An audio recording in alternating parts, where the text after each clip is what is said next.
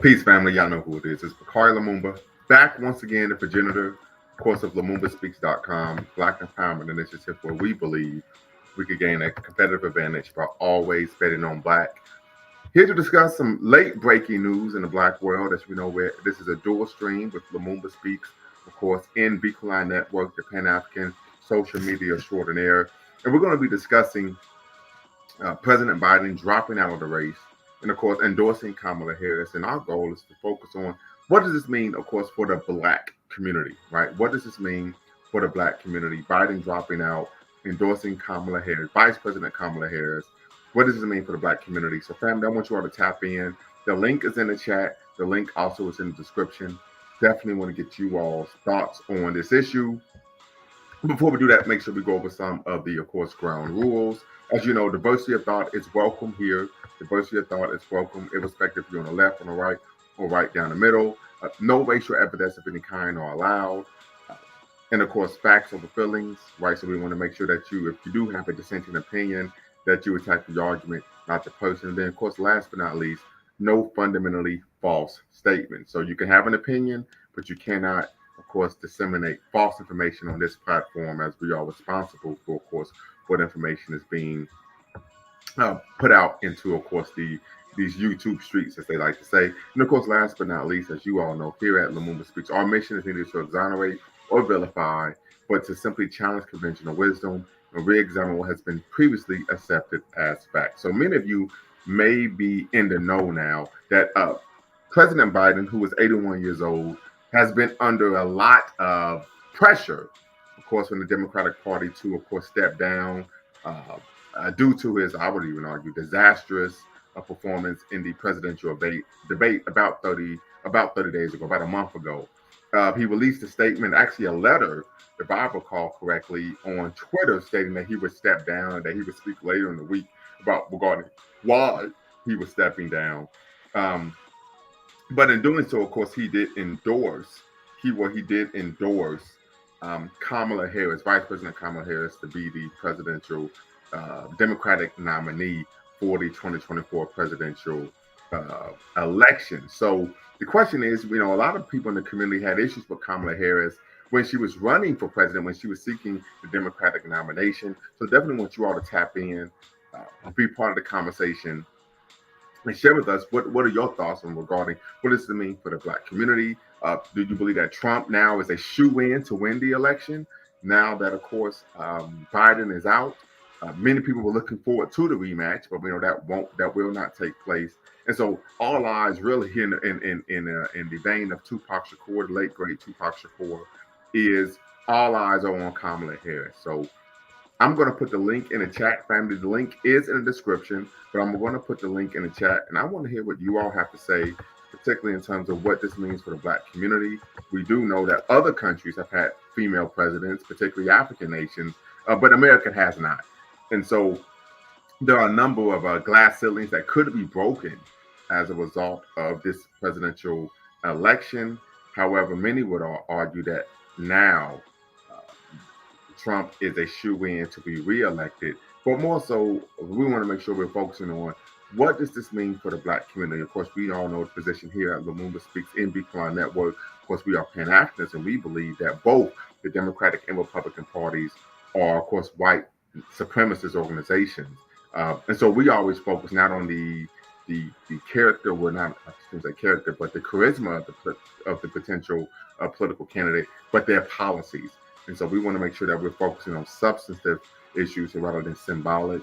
So definitely tap in, family, be part of the conversation this evening, as we want to have a conversation regarding, of course, Biden dropping out, endorsing Kamala Harris, and of course, identifying and looking at interrogating what does it mean for the Black community. I think one of the issues is very quickly, while I was perusing some of the news feeds, is that Barack Obama did not endorse Kamala Harris. And of course, some people, of course, Barack Obama, you can't mention Barack without Michelle, as an endearing figure in African-American political lore. However, for some, right there, he's seen as a turncoat, a Benedict Arnold, a white man in blackface, particularly due to his policies, not only here in Black America, or lack of policies, but also his emphasis of pushing LGBTQ rights in Africa. As you all know, I was in Africa earlier this month. It was one of the greatest experiences of my life, and I'm extremely thankful for being able to travel to Ghana. I know one of my brothers is headed to Ethiopia tomorrow, 14-hour flight from DC, but we want to make sure we wish him safe travels to, of course, Addis Ababa. So once again, family, tap in, be part of the conversation. As I said before, the link is in the chat. The link also now is in the description. And I want you all to tap in and share with us, of course, what are your thoughts on what does it mean for the Black community? Biden has dropped out. He endorses Kamala Harris. Many people argue that maybe not. There may be an issue at the Democratic National Convention, which of course is coming up in Chicago, I believe next month or at the end of this month, the next month actually. And so the question is, what does it mean for the Black community? We particularly want to focus on policy issues regarding policy, not only for the Black community in America, but the global Black community in the Caribbean, and of course on the African continent. We want to make sure that we're not played against each other like pawns on a chessboard. Ashe, Black power. So once again, family, if you're watching, make sure you smash that subscribe button, thumbs up, thumbs up, thumbs up. Make sure you hit the notification bell. You're watching a dual stream once again with Lumumba Speaks, of course, where we believe that we can gain a competitive advantage by always betting on Black, and of course, Bequaline Network, the Pan-African social media extraordinaire, of course, the progenitor of positive and accurate propaganda for the African masses. So once again, family, the link is in the chat. The link is in the description. Want some brothers and sisters to tap in and be part of the conversation. Timothy Taylor says Kamala is totally against reparations in her own words. So Timothy Taylor, we need you to tap in and be part of the conversation. Mr. Sandman calling straight out of the Illidale, well, from the Illidale. Happy you could be part of the conversation this evening, brother. What say you? Hey, what's up? How you doing? Yeah, I'm doing quite all right. Yeah. So as far as the policy is going, yeah, there's a lot of stuff going on. What is Kamala Harris trying to push? You know, they're trying to really push that.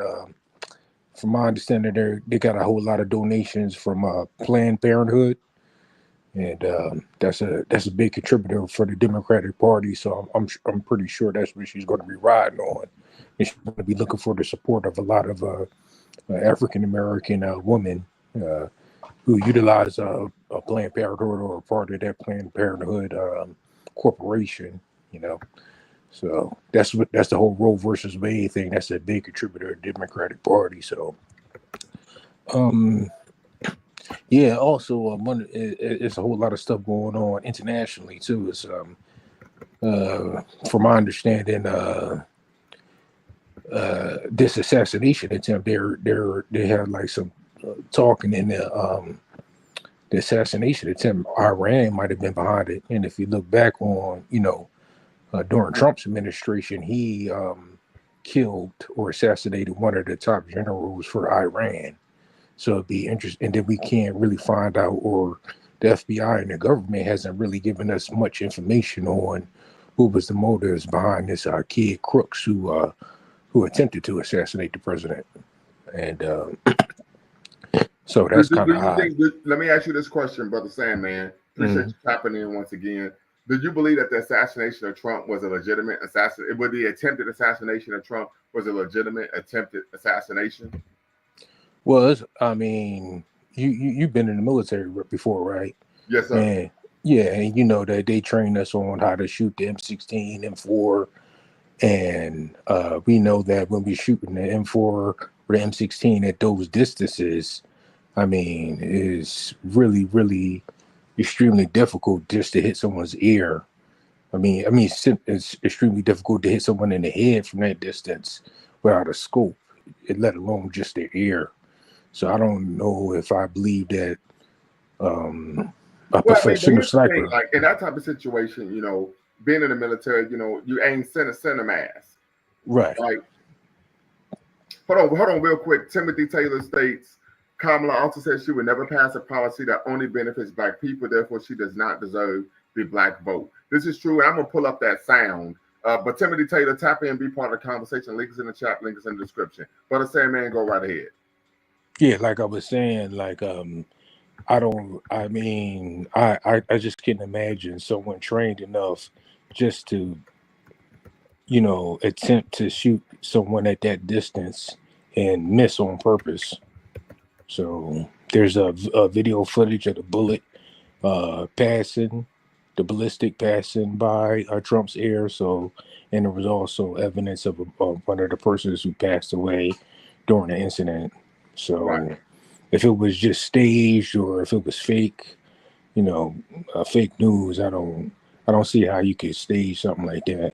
I mean, Okay. I don't know of any human being who's a good enough shot that you could trust to shoot from that distance and not hit the president just on his ear. You know, Well, I thought that the issues that his ear was damaged due to glass shattering, not actually. But I mean, that's neither here nor there. So let me play this sound very quickly, family, and then we're going to mm, get back to the conversation. Because we're talking about Kamala Harris. She's the presumptive uh, Democratic nominee. So let's take a look at this. But there's not a particular policy for African Americans that you use for. But no, if you look at the reality of who will benefit from certain policies, when you take into account that they're not starting at the same place and they're not starting on equal footing, it will directly benefit Black children, Black families, Black homeowners, because the disparities are so significant. So if we focus on the specific issues that have resulted in the greatest disparities, and we understand that that's part of why we're doing it. Listen, the reality also is this: any policy that will benefit Black people will benefit all of society. Let's be clear about that. Let's really be clear about that. So I'm not going to sit here and say I'm going to do something that's only going to benefit Black people. No, because whatever benefits that Black family will benefit that community and society as a whole and the country. Okay, so we heard that. And so I would argue if you in that clip in totality, she's talking out of both sides of her mouth. But go right ahead, brother Sam, man. yeah, you want me to make a comment on that? What she was talking about? You could comment on that, or you could continue. Yeah, just comment on that. Yeah, I mean, I recall when Obama was in office, and one of his spills when in office was positivity spreads, or if you do something for one group of people, it should affect the whole. So when he says when his mantra was, okay, if I give uh, uh, welfare assistance to everyone, is going to help everyone, not just Black people. And so you spread the love around, and then everybody comes up together. So I guess that's what she's trying to say or put out there, but changing it in a different way, saying that, okay, if I help Black people, then of course I'm gonna give that same assistance to other people in the same predicament as disenfranchised Black people, because basically it's the law. They're all attorneys, and they understand the Constitution, and they know that it's unconstitutional to make laws just for one race of people. So yeah, that's the way it is. Right. So let me ask you this question, brother, and I appreciate you tapping in, particularly on short notice. As you all know, and I apologize, I haven't been doing a lot of lives, but I'm knee deep in my dissertation. My defense is scheduled for next month, and so I'm just making sure I'm trying to make sure I dot every I and cross every T with my dissertation. That's why I haven't been going live lately. So just want to make you all aware of that. Do apologize if you all have been looking forward to my lives, and I haven't, of course, been producing them. But let me ask you this question, brother Sam, man. Do you believe that Kamala Harris, as the presumptive Democratic nominee for the president of the United States, has a chance to win? Yeah, I do. I think she has a chance to win, mainly because I watched the last debate in between Donald Trump and Biden, and Yes, sir. I don't think Trump did very well in the debate. I thought that he didn't answer any of the questions. I There would were some agree. obvious lies. And I thought that coherent debater would have easily beat Trump. if that was Obama got up there debated Trump and won that debate. So I think it's a case of whether or not how many people she can gather up to support and back her, you know. But she'll have like all of the donors behind her, so her campaign's gonna be completely charged with a whole lot of funds that's gonna help market, you know, her campaign big time. And then there's going to be another debate coming up in September, right before the ballots get opened. So we'll see how that turns out. I suspect, you know, that she'll probably win that debate. Trump, being that, you know, the assassination attempt is the thing about Trump. The reason why he even won the debate against Hillary Clinton, in my opinion, is because he had like this brash type of angle that he was taking, where a lot of the American voter base appreciated his straightforward, you know, brash type angles that he was coming with. But with this assassination attempt, I think that he's going to be a little bit more passive and less aggressive in a way that, you know, his former speech. So that, and then he'll be forced to just talk about policy and bring like serious, you know, serious debate to the debate, and we're going to see like how much he really knows. And I think that because, you know, Kamala Harris has a lot of experience in the politics and working in government, that she's probably going to know more than him, and she's going to beat him in that fashion, meaning that she'll just know more and be more coherent about the policies and direction that she wants to take the country in regards to that. So okay, real quick, the I, it means nothing. She's a FIOL2 Trump 2024. So the I would presume that you, of course, are Rastafarian. Tap in, be part of the conversation. The link is in the description. I'm also going to put the link in the chat. So make sure you tap in, be part of the conversation. And we're talking policy here. Fanatique, did I say that right? Fanatique? No, sir. It's fanatic. Fanatic. Okay, I apologize. You're okay. I'm gonna give you the floor. What say you? Well, I mean, I just like fully disagree that the assassination attempt is somehow going to force Trump to begin talking about policy. That's just not in Trump to be able to do. He doesn't have that capacity. Furthermore, I've never seen B. Trump passive in any endeavor ever in his existence. He's a very, very aggressive, narcissistic person. So I don't see how he would ever be passive in a debate with Kamala or anyone, to be honest. Furthermore, I think ultimately, you know, and I feel like intelligent people somewhat saw this coming, that Biden was going to drop out. His poll numbers were completely terrible. And I think Kamala's numbers were worse. I think at one point she was at -17, which is the literal lowest on NBC's polls, which is the lowest in the history of polling from that site. Right. So she's unelectable. She's terrible. And I think for Biden to endorse that candidate is as tone deaf as having her be his VP in the first place. Okay. I don't think she has the potential to beat Trump. Let me ask you this question, and I appreciate that eloquent soliloquy. Who do you think Biden should have nominated or endorsed? I think he should have reserved his nomination. I think he should have reserved that. And probably what I think is the DNC should have done some sort of impromptu, almost like unplanned debate with like some potential runners. You know, I think, you know, Jeffries, I think the Speaker of the House, right? Hakeem Jeffries, I think would have probably been Speaker of the House, yes.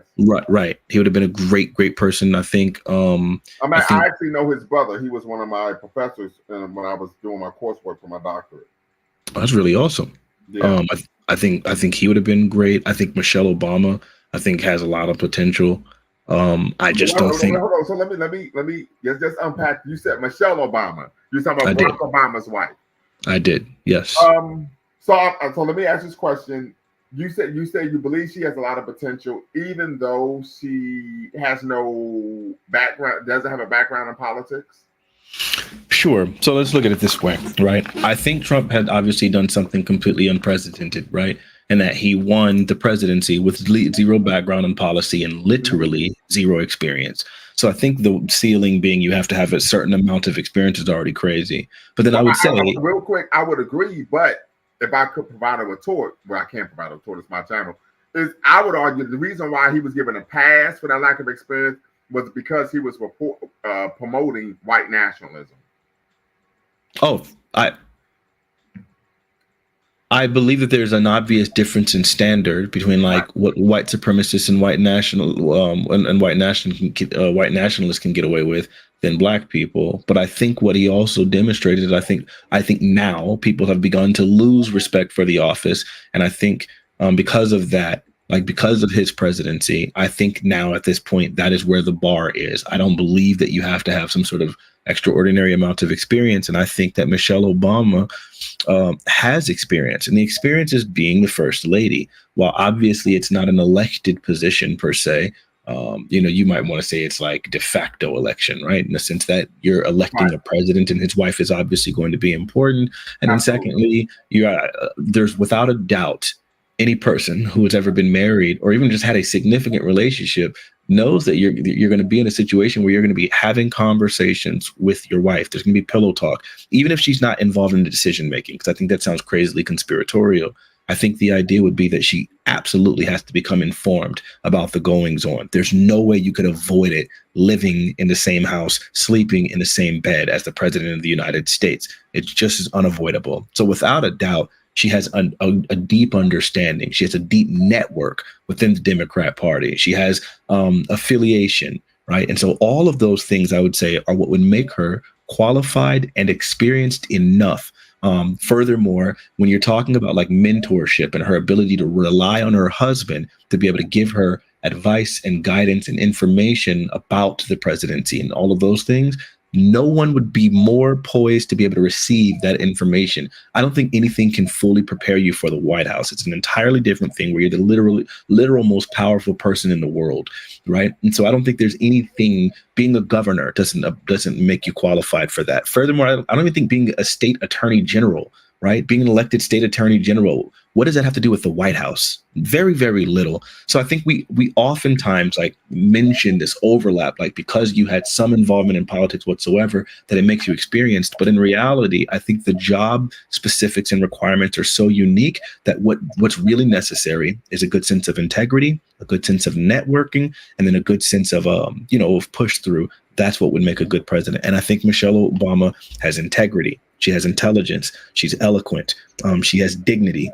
I cannot think of a White House president with children, with high school and college age children that had less scandals, like in my lifetime.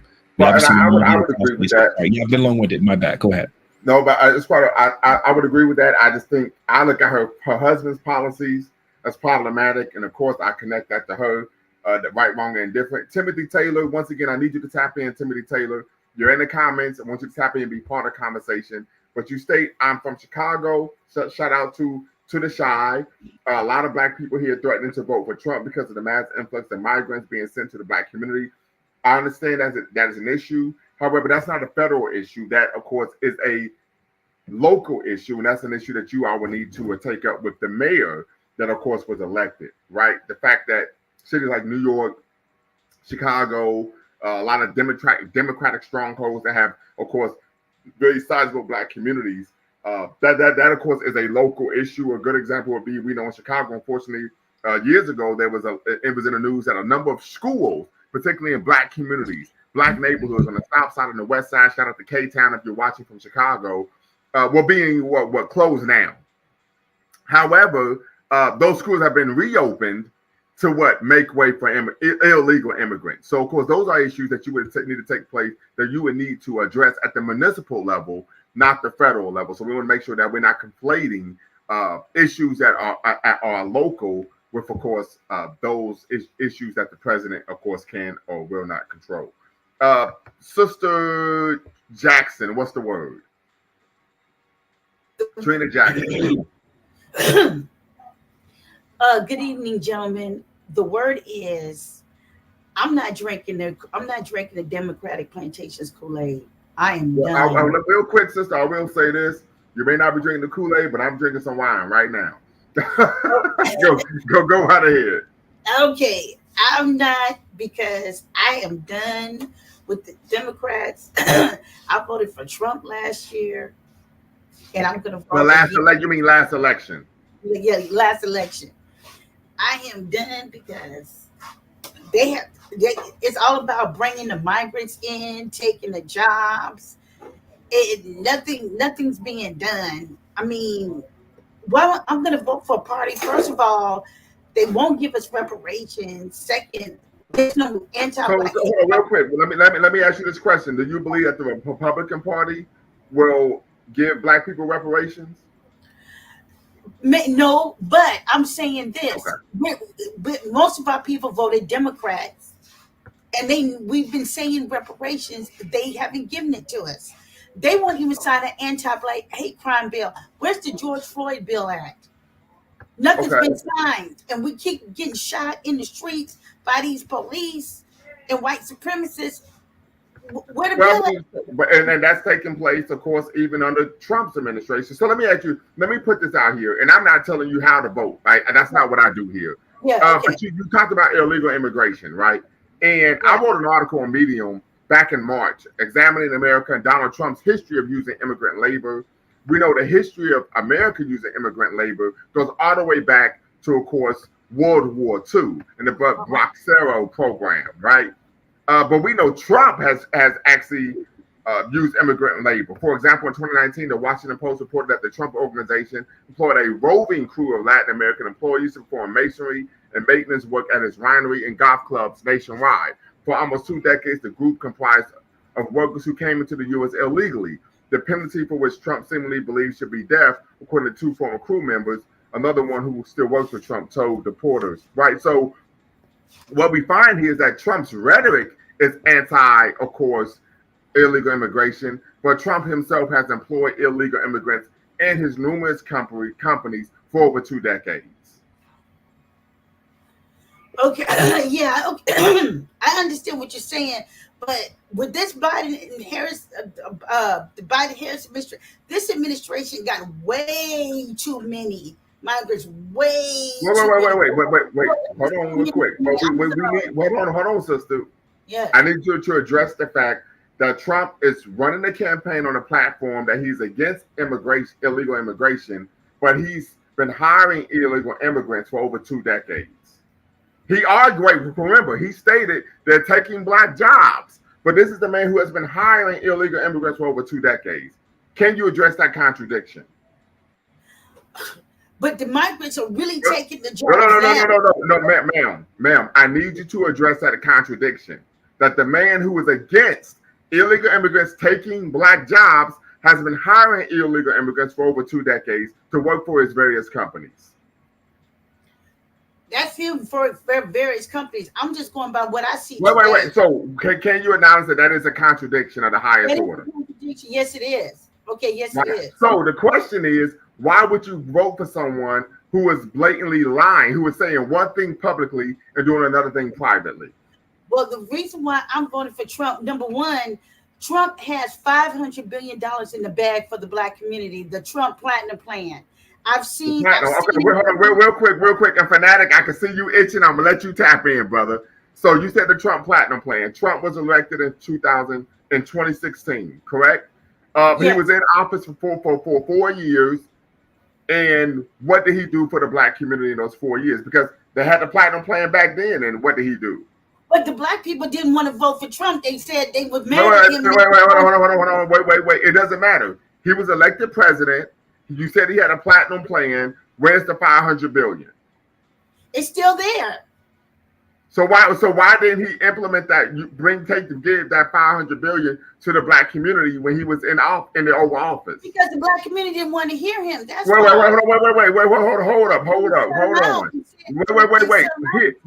up. Hold up. You can't overtalk me. Okay, What do you mean? What do you mean? Don't want to hear it? If you have the money, disseminate the money. We don't have to hear anything. they didn't want to hear it because they were sitting up there. The black community was saying Trump's a racist. Trump's a racist. We don't want to What's hear the point? We don't want to hear him. Wait, but here's the issue. We don't need to hear anything. If you said you allocated $500 billion for the black community, to allocate the money. We don't need to have a conversation anymore. You were elected. We didn't elect him. That's why. So We said okay. he was racist. So what? So guess what? If you want our vote, you want to ingratiate yourself with the black community, then guess what? Then disseminate that money and we'll change our mind. We'll change our opinion. And the reason why black people made those claims, and I'm gonna let you come in a second, Brother Fanatic, is because what? When the Central Park 5, Trump took out a full page ad in the New York Times, calling for the Central Park 5, of course, legally, we could even argue being legally castrated, right? Trump was convicted of federally violating the HUD, in which he would refuse to rent or lease his apartments to African Americans. So he has a history of anti-blackness. That's why people were saying these things about him. Well, We're talking about a virulent history of anti-blackness. Well, we've been Democrats and black community for 60 Well, years. Sister Jackson, you're moving the goalposts. We're not talking about Democrats right now. We're talking about Donald Trump having a virulent history of anti-blackness. Is that a fact or not? Yes. All right then. So we're not talking about Democrats. We're talking about this individual who has engaged in numerous actions against black people, publicly and privately. That's what I'm dealing with. Brother Fanatic, tap in. What's the word, brother? Hey, Trina, Miss Jackson, thank you so much for engaging in a conversation. And I think even if we're going to disagree on things, I think it's important that we're able to have a healthy conversation. So I appreciate you. Yeah. I want to start off by saying that I agree with you on this point. I don't believe in the Democrat plantation. I don't subscribe to the Democrat Party. I am not a Democrat, right? I want you to understand that. And I recognize the same thing that you see, and the idea that the Democrats have continually kind of dangled a carrot on a stick in front of us. They will use our plight. They will use the things that have worked against us. They will echo all the sentiments that we share while not actually doing and delivering on the tangibles and the things that are necessary in order to uplift us. I want you to understand that. I do not respect the presidency of Barack Obama, because I do not believe that he actually did anything specifically for us. The wealth gap is continuing to increase. So I want you to understand that we're eye to eye here. Okay. Now, where we disagree is I feel like when you start saying I'm willing to vote for Trump, right? One of the most important things that I think you and I both agree about is that we need reparations. Black America needs reparations. Economists estimate that black wealth will hit $0 by 2053. This is not something we can play with anymore. It needs to be done. It's owed to us. And so that's what a large portion of my platform is about. Now, I'm going to share with you something that Tommy Tuberville, one of the senators, said at a Trump rally directly in front of Trump. Okay. He said, they're not soft on crime. Talking about Democrats, they're pro-crime. They want crime. They want crime because they want to take over what you got. They want to control what you have. They want reparations because they think the people that do the crime are owed that. Now, obviously, being a pro-reparations advocate, that is what a large portion of my platform is. I recognize that when at your rally, this is Trump's rally, when you're at Trump's rally and one of the guest speakers you have, Tuberville, mentions that Democrats or that black people aren't owed reparations directly in front of Trump with no rebuttal, if reparations is your goal, going to that man seems like it would be non-effective, considering he is demonstrating, right, passively or tacitly by having that man say that. So do you think, and this is where I question you, do you think it's reasonable to say, given that Tuberville said those things at a Trump rally directly in front of Trump, and Trump didn't disagree at all, and he got copious applause from the audience for saying those statements, do you think it's fair to say that Trump shares those sentiments?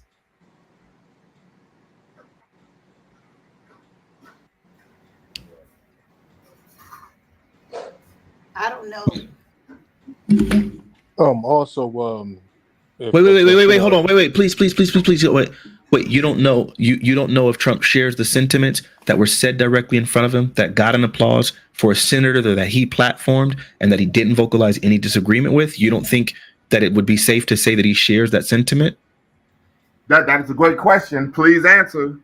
I can't really say that he shares a sentiment or not. Okay, Miss Jackson, let me let me think of an analogy, okay? It didn't have to be too abstract, but let's just say there's like a family meeting, right? We have those, we know what those are like. We have a family meeting, and maybe, I don't know, one of your children, like it's like, extended family meeting, like a family reunion, and one of your children vocalizes, hey, our family, whatever your last name is, you don't need to say that, don't dox yourself. Our family feels X, Y, and Z. You as their mother say nothing. Do you think it would be reasonable for the people there to say, well, then she must agree with her daughter because she hadn't contradicted it and that daughter spoke on behalf of what the collective, your family, thought? Isn't that reasonable? I can't really say. So let me say this, and I would say this, even if those weren't Trump sentiments, what we can say is that people who are racist, people who are virulent racists, individuals who have a history of publicly promoting anti-blackness are aligning with him. And they're aligning with him for a reason, because his rhetoric and his policies are rooted in, of course, anti-blackness and, of course, white nationalism. So this is something we need to be cognizant of. I mean, this man was in office for 4 years and did nothing for the black community. So why would we then think that he's going to do something for the black community now? Also, if I could interject, yeah. It's just like if you were to go to like a used car dealership, or if you were to have like a mechanic work on your vehicle and you don't know anything about cars, it's best that you will bring a mechanic with you that knows something so that you don't get ripped off. So if you're not aware about politics and the way the United States government works, these candidates, particularly a guy like Trump, can hustle you and tell you just about anything. So he says that he has $500 billion for you, right? Well, you know that the Congress has to approve any federal spending, right?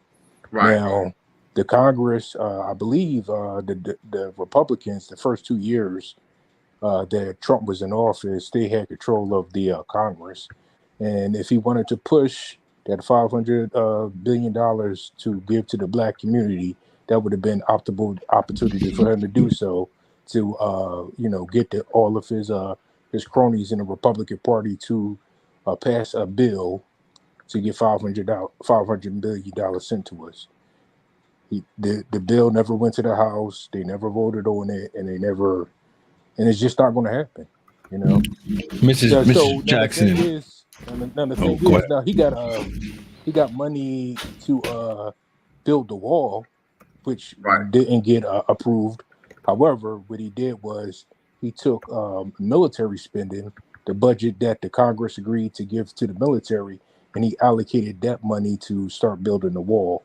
So there's ways that the president can circumvent some of that spending to put it in certain places, but there will be no legal way that he'd be able to take federal funds and give it to us without the Congress being able to approve that bill, and it's just not going to happen.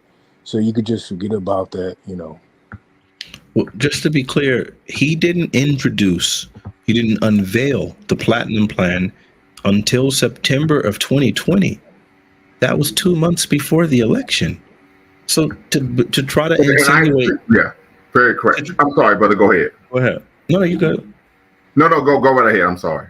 Okay, so to insinuate that he had any concern for black people there is already crazy. Lastly, there's a concept called ethno-nationalism. Do you know what that is?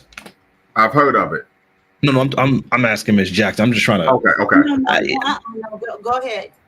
Okay, ethno-nationalism are a group of people who believe that the country, United States of America, should be one exclusive ethnicity. That's Okay, correct. The people who share these beliefs are Nick Fuentes,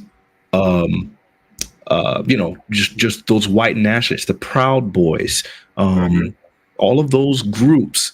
They believe that black people should be kicked out of the United States of America and that the country should be all white because white countries perform better. From their own mouths, that's white nationalism or ethno nationalism. So when we had an attack where a shooter takes a gun and shoots all those black people in Buffalo, right, and streams it on Twitch TV, that was an ethno-nationalist. He wrote a manifesto talking about replacement theory.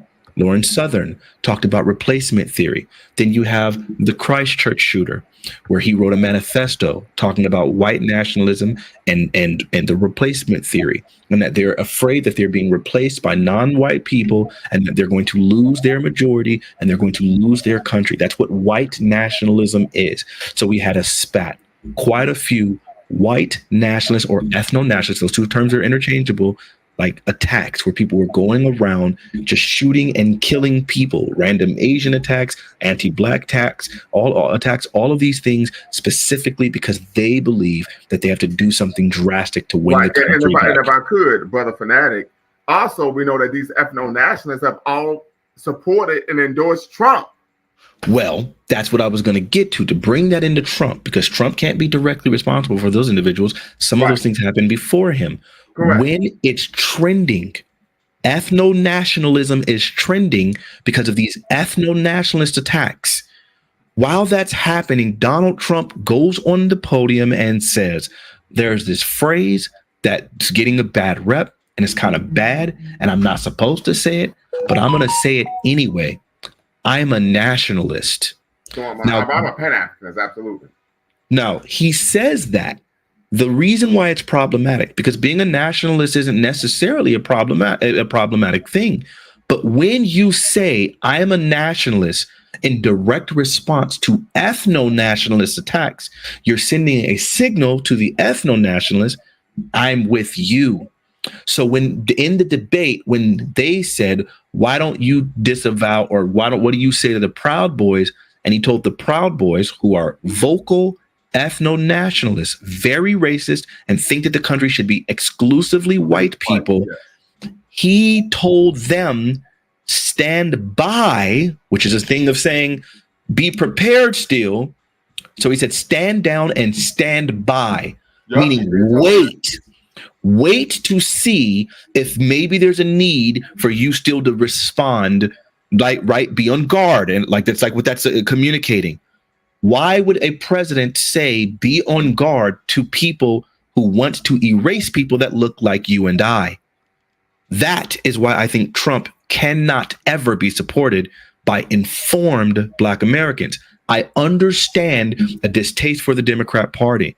I could write you a list of all of the disgusting atrocities that have come directly from Democrats, some of the worst bills ever.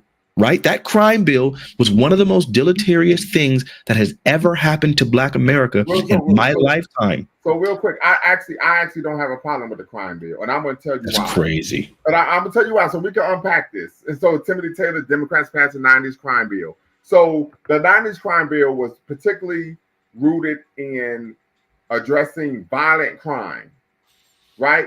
And in the 90s, violent crime was running rampant. People were being killed for starter jackets, Jordans, Barclays, flannels, the whole nine. Why would I not want someone who's engaging in violent crime against Black people to not be incarcerated? Okay. Well, this is now a complete departure from the thing that we were talking about. So we're going to make a brief pivot to address that. Let me say something. I understand what you're saying, Lumumba, but also remember in the 90s, you know how the drug deal, the crack epidemic, you know how big that was, and a lot of our people got caught up in that. Well, hold on real quick. But the overwhelming majority of Black people did not engage in the use or sale of illicit narcotics. Right. So there was a minority in our community that got caught up in that. The minority. But it did have a profound impact in the community at large. But it did. But the thing, I just want to say this. But the problem with that 90s crime bill was like some of the people, like if they were dealing drugs or whatever, they went to, like, let's say they were selling like an ounce of weed. They was doing. No, you're talking about the Rockefeller drug laws. I'm talking about the 90s crime bill that addressed violent crime. Oh, violent crime. Okay, all right. That's what I'm talking about. I'm talking about violent. I'm not talking about those drug laws in the 80s where, based on if you're selling crack cocaine or powder cocaine, the sentencing disparities were 6 months probation or 20 years in prison. Oh, okay. Violent crime. Okay. I'm sorry. I got you confused. I'm sorry. Yeah, I'm talking about violence. But I for the life of me, I don't know, as a Pan-Africanist, as someone who believes in, of course, the Black radical tradition of audacious self-assertion, there's no way on God's green earth, right, that I would support someone who is engaging in violent crime against Black people, that they should not be removed from the Black community. I mean, I can recall the fact that my brother had to start. My brother had to start a starter jacket. My brother had a pair of Barclays in the 90s, and my father literally stole those shoes and my brother's starter jacket from him and threw them away because he was afraid that my brother would be shot and killed for wearing them. Okay, so listen, I think the crime bill, the 94 crime bill, had more to do with just violent crime. It also had to do with drugs and things like that. And I think one of the big problems that I had with that crime bill is because at the time, there's always these rumors, this misinformation that Black people overwhelmingly supported that crime bill. They did not. They didn't advocate for that crime bill. There were echoes from the Congressional Black Caucus advocated for the crime bill. No, they did not. The congressional. There were numerous black prominent ministers nationally that advocated for the crime bill. Prominent members are not the Congressional Black Caucus. No, they did not. The Congressional Black Caucus authored a separate, distinct bill. They wrote an entirely different bill specifically saying this is what we want to address in order to prepare our communities. Because what the community was echoing in order to deal with the drug problem, in order to deal with the violence problem, were better engagement with after school programs, better rehabilitation centers. They wanted better funding for schools and for children. That's what they asked for. What they got was, and police reform, not an increase in policing. What they got in the 94 crime bill was an increase in policing. They got literally, they gutted half of those police reforms and almost nothing went towards education while they were saying that they were claiming to address our thing. And then the Black Caucus, as I said, drafted a distinct and separate bill because they did not want that bill. What ended up happening is that the Republicans responded. I'm going to explain that last thing. Republicans responded by saying, if you don't pass this bill, because even though it was written by Joe Biden and passed by Bill Clinton, Republicans wholeheartedly endorsed this bill because it was written like a Republican, because that's who Joe Biden was.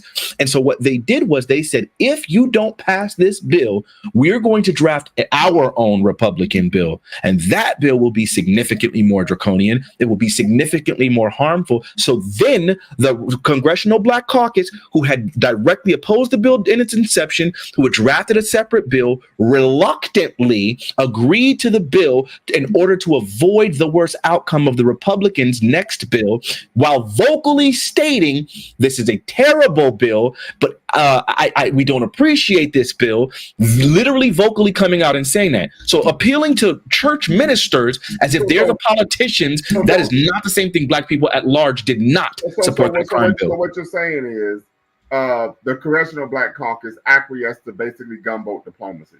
Got you. So my question, and this is just me growing up in inner city, after school programs and addressing and violent criminals in the Black community are two separate issues. Not necessarily. I'm going to tell you why. Because criminals are opportunists. A criminal is going to engage in criminal activities irrespective of whatever social services you provide. I can say this is someone, unfortunately, who at one point in my life was a miscreant, someone who has been unfortunately incarcerated, right? Criminals don't care about those type of things. This is a reality because I used to be a criminal. I know what I'm talking about. That doesn't change anything. I wholeheartedly disagree. I unfortunately, over 20 years ago in my life, I've spent over nearly 2 years of my life aggregate behind bars. So Okay. this is someone I'm not. This isn't theoretical. I'm speaking from experience. That's your personal experience. I wholeheartedly disagree and can back that up with all sorts of facts. The issue comes down to how do we protect the community from individuals that are engaging in this type of violence against the very community that we say we support and care about. Sure. So let me address that. Now it's one thing.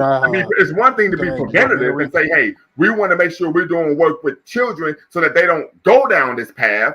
I would agree with that 100%. This is why I engage in a number of mentor activities and programs, and this is with young people in the city I live in right now. Shout out to Columbus, Ohio, 614 OHIO. But we also have to address individuals who are right now engaging in these type of activities against the very members of our community that we say we care about. Sure. So first off, I don't believe that people are just going to be criminals regardless, and that circumstances don't change those things. There are studies after study that clearly demonstrate that lack of resources greatly increase criminality. So real quick. So I'm not dealing with a study. I'm dealing with reality. And part of reality is unfortunately that for a lot of our people, brothers and sisters growing up, their households are criminal incubators. They're being taught how to be criminals in the home. For example, of course, I'm kind of giving a personal story. There was a time in my life, this is about almost 20 years ago, I was incarcerated for a felonious assault. There was a young man, and I was in rollover, which is the worst part of the county jail. There was a young man who grew up in the suburbs, lived in a gated community in which his family had an underground pool in their backyard. And he was in there for what? Rape, kidnapping, felonious assault. Like I said, I can speak from experience that that's not always the case. If you have a criminal mindset, you're going to engage in that type of behavior, irrespective of what resources that you have. Also, could I hop in? This is a reality. If I can finish my point, can I finish my point first, please? Sure. Fanatic and then Sandman. Okay, so again, there's always going to be outliers, but what you can find. But here's the thing, but I don't mean to. I'm cutting you off. But I'm telling you, as someone who's been in the belly of the beast, that's not an outlier. This is a reality. And I actually would agree with Timothy Taylor here that the number one way to prevent crime is have a damn daddy in a home. Okay, so I'm going to try again for the last time. It's this. One, just to address that one small thing that you said at the end there before I go back to address the other things that I've been trying to address these previous times. I absolutely agree. I mean, and of course, there are plenty of studies to back that up as well, that a father in the home absolutely greatly increases the chance that children are going to have better educational outcomes, significantly less likely to end up on drugs, significantly less likely to end up in crime. I understand that. But what I am also saying is that literally everything proves, we can see it, right? As we can see the differences in outcomes when it comes to Black families.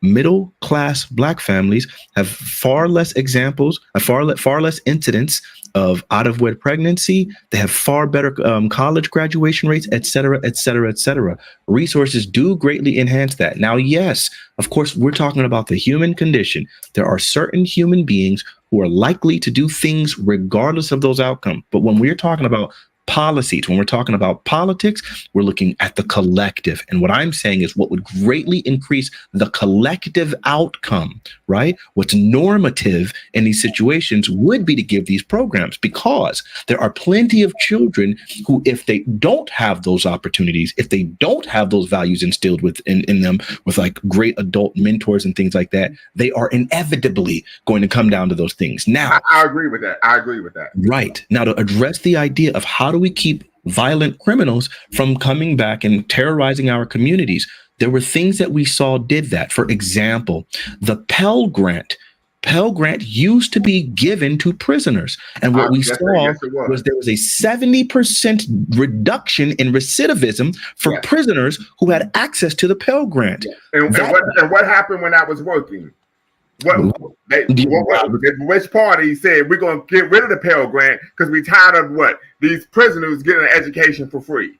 Bill Clinton did that along with his welfare reform, along with his police crime bill. So when I'm saying because I'm a studier of history now, I'm saying I can lay out the litany of atrocities done by the Democrat Party in my lifetime. So I'm never going to shill for the Democrats. Right. That's not in me to do. I am too honest a person. I have too much integrity. I care too much. But what I can say is when we know that this is the truth and the Democrat Bill Clinton takes that away, that's creating a problem within the Black community. That's allowing more violence into our community. What we do know also is that prison, when we take soft criminals and put them in prison with hardened criminals, the environment is greatly going to increase the chances that they become violent themselves as well.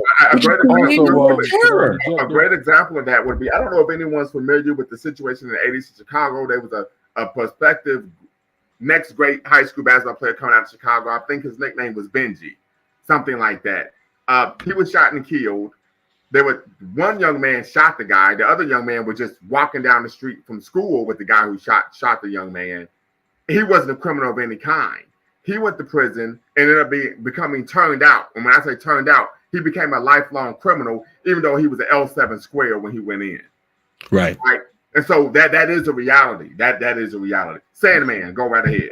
Yeah. Thank you for letting me in there. Yeah, I'm more of a statistics guy. And, I do recall the 80s and the 90s. And if you look at some of the statistics, and particularly when it comes to homicide rates in the 80s and the 90s, there were at all-time highs in all of the major cities where a lot of African Americans presided. If you look at the statistics, there were several years where cities like New York City had well over 2,000 murders in 1 year. And in Chicago with 700, 800, 1,000 murders in 1 year. Detroit, super high murder statistics. You can look it up yourself now. However, I know. And then after the crime bill, those homicide rates dropped precipitously. So my assumption is what the crime bill did was it devastating to the Black community because it arrested a lot of young Black men? Yes, I agree. I mean, but these are young Black. But real quick, but these are young Black men who are killing and robbing and assaulting Black people. These are people we should want in our community. Right. And also, I mean, I don't see how that's a problem. And also, I don't want those type of people living next door to me with my children. Right. And also, if you keep in mind that a lot of these so-called murderers or thugs in the streets, they're not really tough guys like that. They get courage from taking drugs.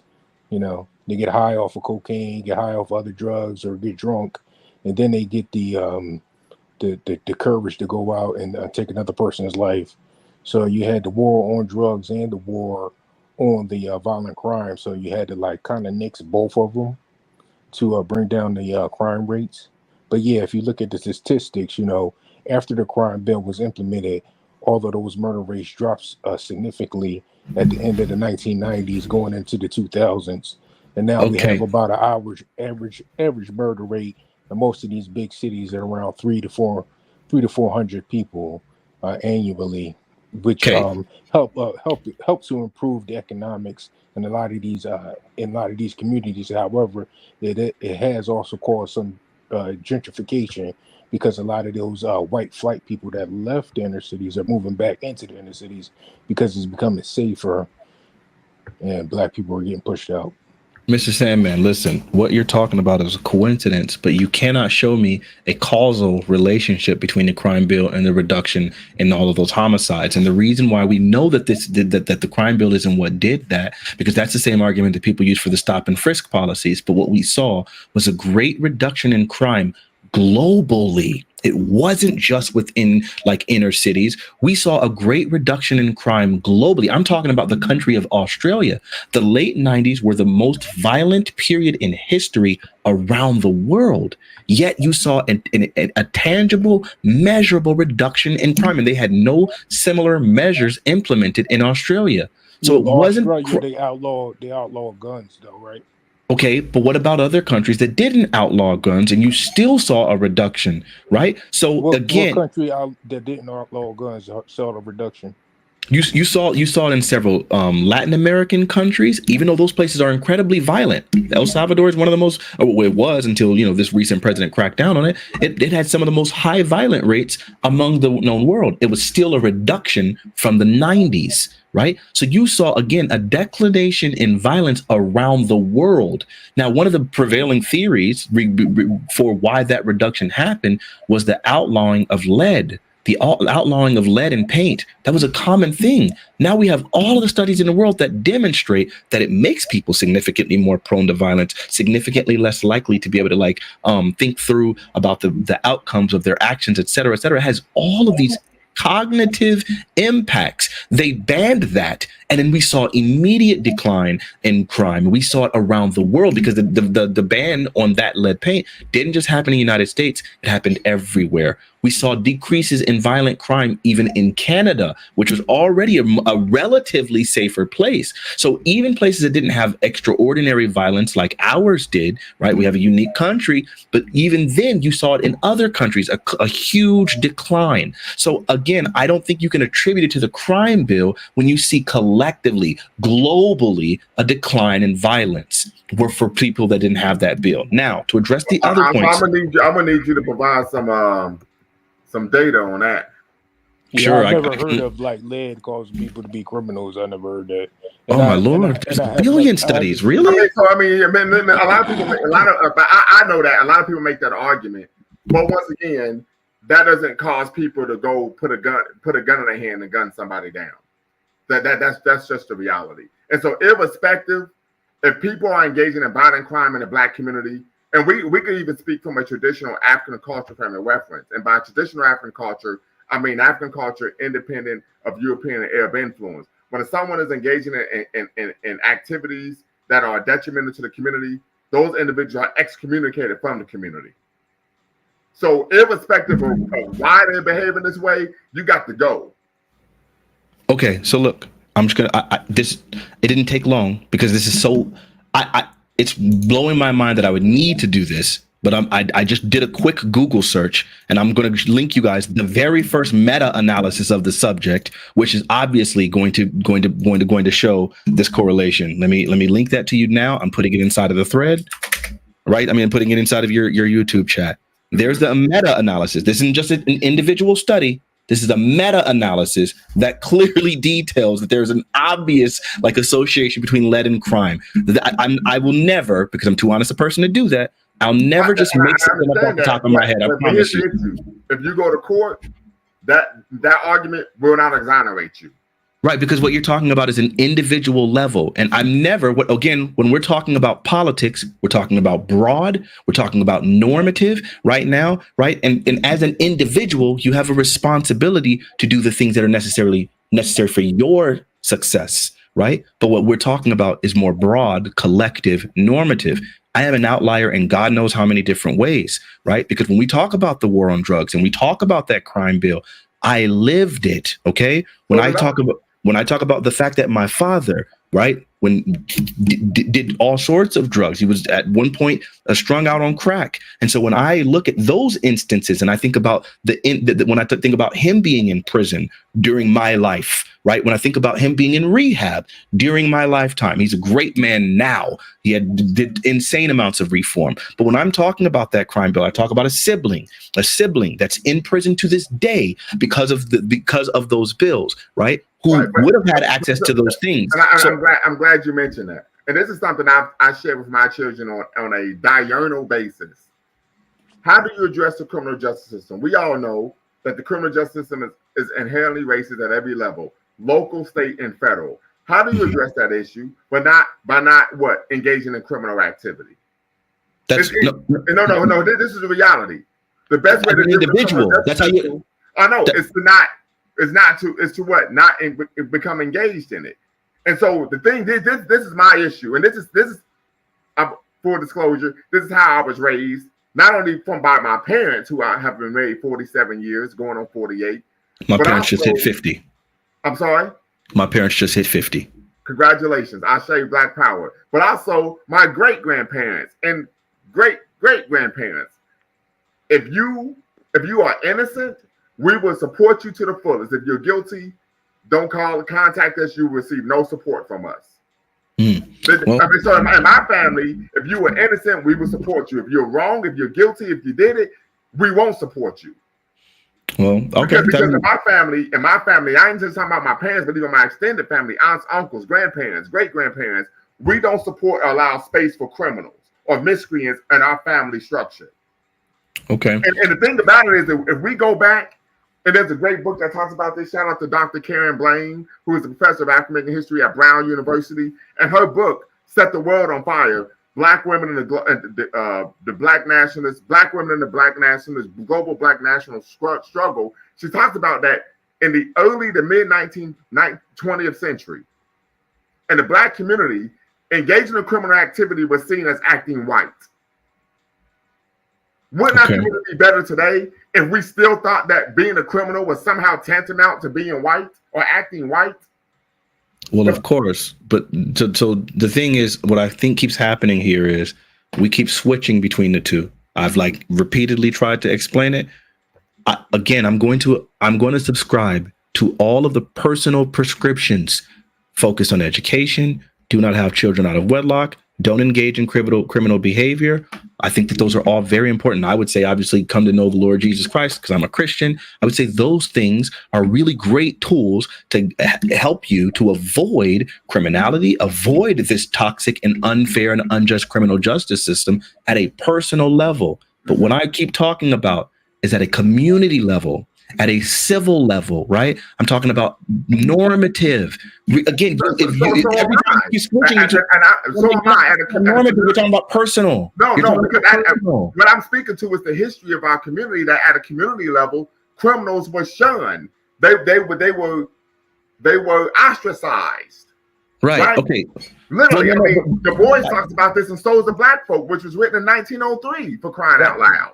But it was the thing that you said earlier where you made the statement, because this is now, again, more broad and normative, when you made the statement that rehabilitation and after school programs won't deter criminality. I think that's just honestly not true. We have facts. I can say that because I saw it take place where guys would say, I'm going to be taking this class because it's what my PO wants me to do. Or it's going to help me get out. It's going to help shave time off my sentence. But they didn't actually give a damn about rehabilitating themselves. I've been in the county before where guys was like, yeah, I'm taking this class, but shit, I don't give a fuck, because guess what? I'm going to be here again. And that's just what it is. Right. I'm speaking from experience, what I've seen myself. I to this day do work in the local county jail. And I know that's the reality. We're not talking about the same thing, because that's not what you're talking about. Is not an after school program. Well, we're talking about rehabilitation efforts. No, what I was talking about, I'm sorry. Again, man, this is getting crazy. I was saying that obviously things like after school program deter crimes in the Black community. You prevent the crime from ever happening in the first place.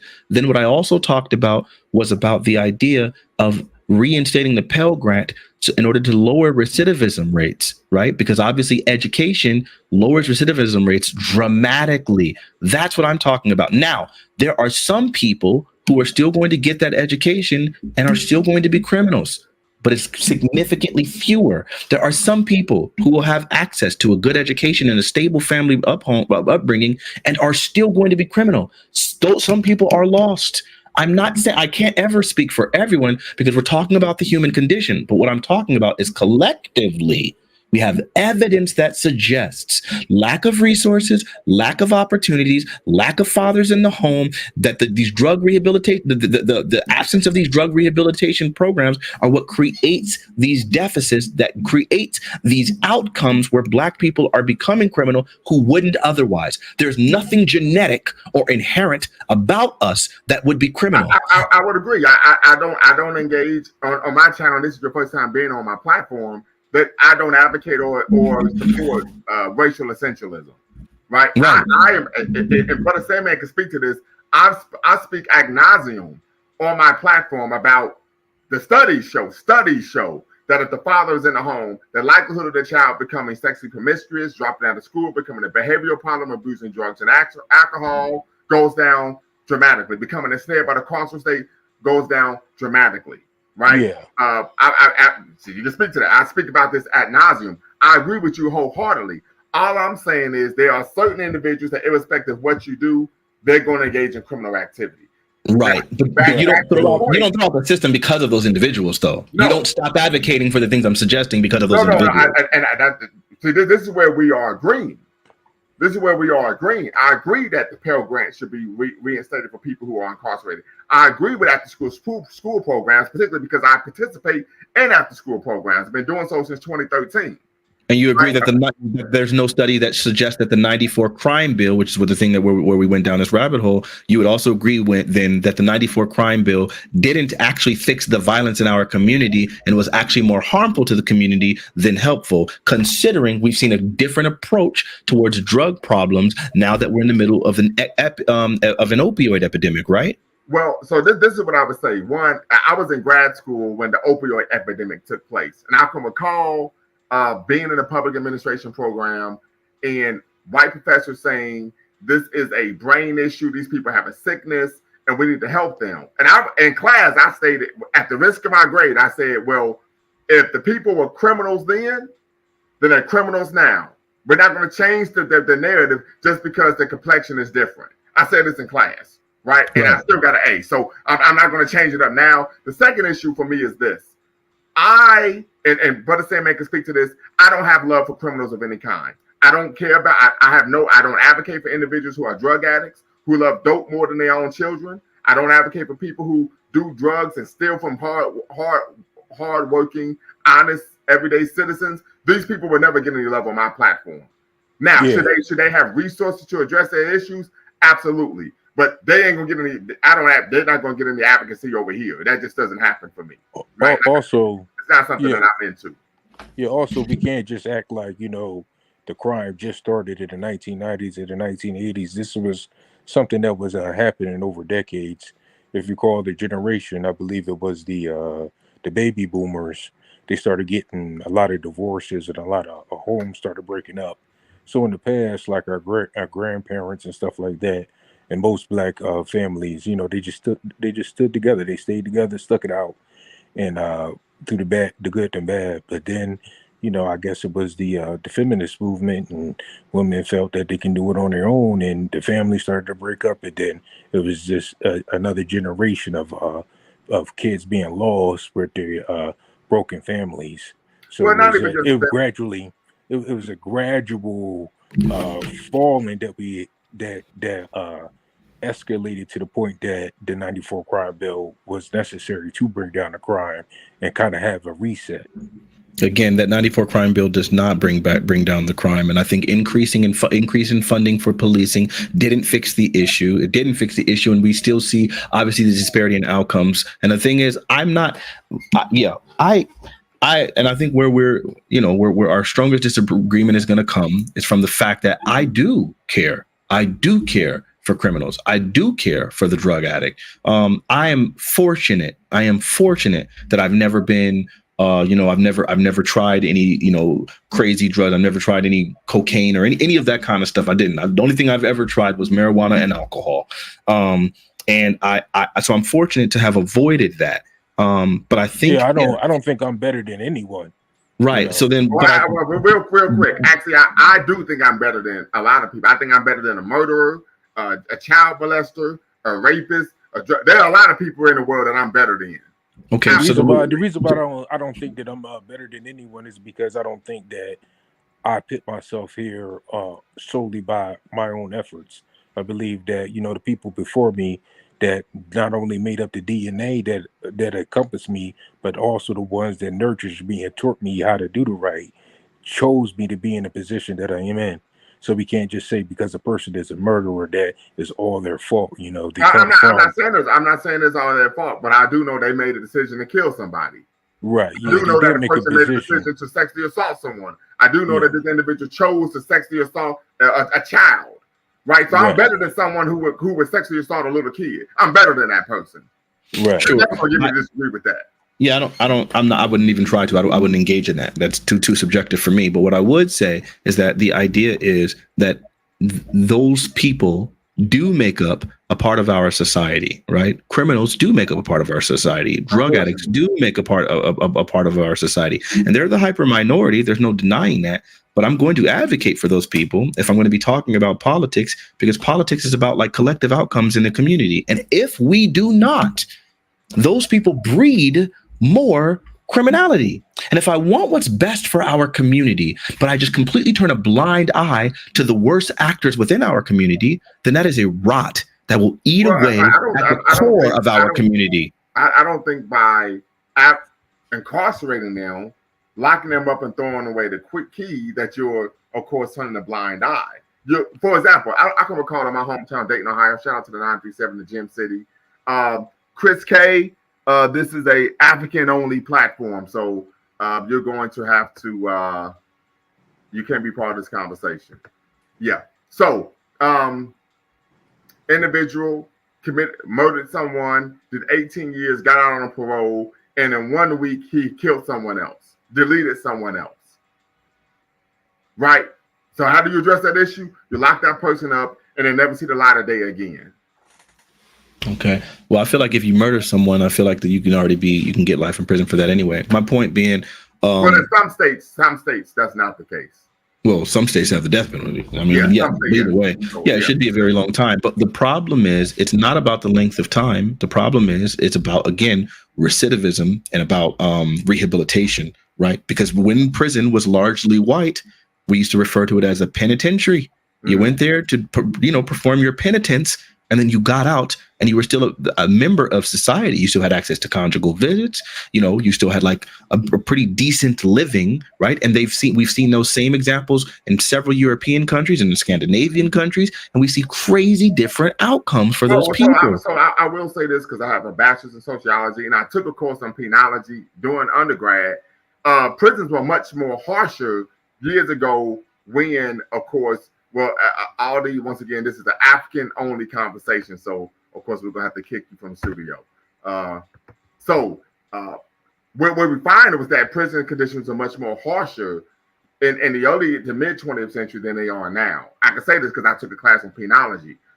Okay. So that's just something to, of course, consider when we having that conversation. But that's post the time that I'm talking about. I'm talking about at the point in time when prisons were majority white. That's what I'm talking about. The early and mid 20th century. In the early and mid 20th century, like the prisons were majority black. Prisons became the early and mid 20th century prisons were majority white. Okay, I'm gonna Google it right now. Let me just figure it out. Yeah, black people did not become the largest demographic in the penal system until the 1970s and 80s. So this was post civil rights Black Power movement.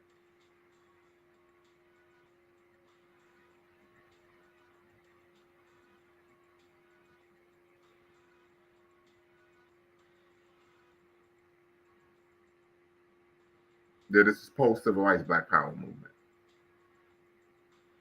But I think the number one issue, particularly when we talk about violent crime, is keeping the community safe. And so if people are engaging in violent crime, we have to take the position that these are individuals who will no longer be part of the community. So yeah, I'm still looking for this while this goes. I obviously think again that the point it's a struggle to finish the point, but it's that again, I can advocate for rehabilitation. I can advocate for for, like I said, drug rehabilitation programs. I can advocate for prison reform such that it encourages people to stop being criminals, because again, it's not turning a blind eye on crime to put people in prison, but it's also turning a blind eye to all of the victims, right? And to the community, because simply putting a person in prison doesn't necessarily address the problems that happen in the community. You address that problem, but then you're not going to address the impact that that's going to have on that family. Right? So I'm glad you brought that up. Impact on the family. And so many people say this, that, okay, matter of fact, I teach African American history and higher education at a community college. This is how I pay my bills. And we had this there's a sister who wrote a book. Matter of fact, I had the book right in front of me here. Black Women, Black Love, America's War on African American Marriage. And she talks about how one of the barriers to Black women finding love and, of course, developing Black families is what? Black man being ensnared by the carceral state. So there was a sister in my class, taking my class, a student in my class who was from Ghana. Shout out to Ghana. I was just in Ghana earlier this month. And she said, well, that's absolutely ridiculous. She said, if you don't want to be with someone who's incarcerated, then don't date or marry a criminal. I said, absolutely. These solutions are very simple. If you're not with this person who's a criminal, you don't have to worry about your husband or boyfriend or fiance being incarcerated. That's a reality. So, like I said, we're advocating for people who are actually doing harm to the community. It makes no sense to me whatsoever. Well, it makes all the sense in the world to me. And I think, again, that the reason why you would advocate for those people is because unless you plan for every crime to just immediately lock those people away and have them segregated from any forms of ever interacting with any other type of people, then that is a poison that will rot. It's going to find its way into the rest of society. The impact is going to be felt by the children who are absent of father. The impact is going to be felt by soft criminals who go into prison and interact with hardened criminals and adapt that lifestyle. And the way you prevent that, but here's the issue: that the impact would also be about the fact that these individuals are in the home raising the children. That's why I say that many households are criminal incubators, where the children are being taught to be criminals by the very parents who are supposed to be raising and nurturing and cultivating their intellectual and social development. And the reason why is because we're not rehabilitating those people. That's my point. No, but some of these individuals haven't even been incarcerated. Because so here's the reality. And this is coming from someone who has a background in African American studies at the bachelor's, master's, and in less than a month, even at the PhD level. Unfortunately, most Black people in America have an unhealthy concept of what it means to be Black. And so as a result, part of that concept of being Black is rooted in criminality. That they think criminal behavior is normative to the African American cultural element. This is a reality. There's a lot of literature on this very issue, right? I've worked with these type of young men in penal institutions that they thought that being a criminal was just the next step, of course, in life. So these are things that we have to address as well. But like I said, unfortunately, right, when individuals are engaging in actions, particularly violent crime that harms people in our community, then in order for them to rehabilitate themselves, well, Malcolm X even talked about this in his seminal autobiography, you first have to make the decision that I'm not going to be this person anymore. I have a cousin that I look up to. You know, he was an older cousin of mine. He unfortunately engaged in some criminal activity, and he was incarcerated for 3.5 years in prison. And he shared with me, he said they have all types of programs in prison. He said the reason why I never went back is because I made a decision on my own, independent of programming, to say, I'm not going to bring myself back in here. I don't want to live this type of lifestyle anymore. So it first starts with the individual themselves making the decision, this is not what I'm going to do. The second step is providing them with education that allows them to have an opportunity to make a living outside of engaging in what socially deviant behavior. But that we have to deal with the reality here. Okay. Yeah, I feel like, again, we keep on, it's so hard because I keep trying to talk broadly about collectives and about, like, you know, normative outcomes, and you keep talking about individual outcomes and things like that. And I'm never going to disagree with you about individuals because I've already made that point. But it seems like I keep trying to have the broader conversation and you keep focusing on individuals. Well, no, I mean, I think they're interconnected. Your anecdote doesn't mean anything. No, I think they're interconnected, right? And I'm speaking as for someone who does the work. Right, that you can have all those programs and initiatives, because I've worked in those programs and initiatives. But the individual has to make a decision, right? And I'm advocating this. I do think we should have these programs and initiatives with rehabilitative type of programming in cultural institutions, 100%. But it still comes down to the individual choosing to no longer be a criminal. This is a reality. As someone who's been doing this work since 2010, well, actually, you could say since 2006. That is a reality. Even it's similar to there's an African proverb that states, and I'm going to have to paraphrase, so I can't remember it verbatim, that to spend a lot of time in water doesn't make you clean. You still have to choose to do what? Actually bathe while you're in the bathtub. Just because you're in the classroom doesn't mean you're going to be educated unless you choose to educate yourself. Hey, fellas, I have to step away pretty soon. I just wanted to make one last comment about the presidential election and Joe Biden stepping out. Go right ahead. Yeah, I feel that us as a country, this country that we live in, is on the brink of not only being in a world war, potential world war, but we're also on the brink of maybe even possibly being in a civil war nationally. We've heard like some southern states talking about they want to succeed and join the Republican Party, and other states saying that they want to fight against it and stuff like that. And how is that going to affect us?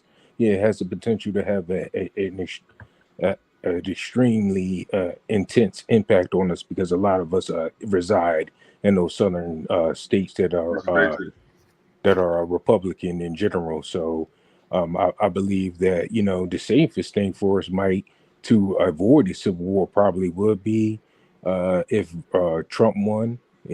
Because it looks like these Proud Boys and these white nationalists, racist nationalists are serious about succeeding. But if only way that we could keep from getting out of this war is if the Democrats find some type of candidate that could bring unity back to the country and avoid that civil war, or we get involved with a world war that makes all of us that makes it so that all of the states in our country have a unified enemy to fight against, like whether it be Russia or China or something like that. That's the only way that's going to keep us from getting into a civil war. So yeah, I just wanted to say good night to y'all, and hope for the best, and everybody stay safe and stay smart. For sure.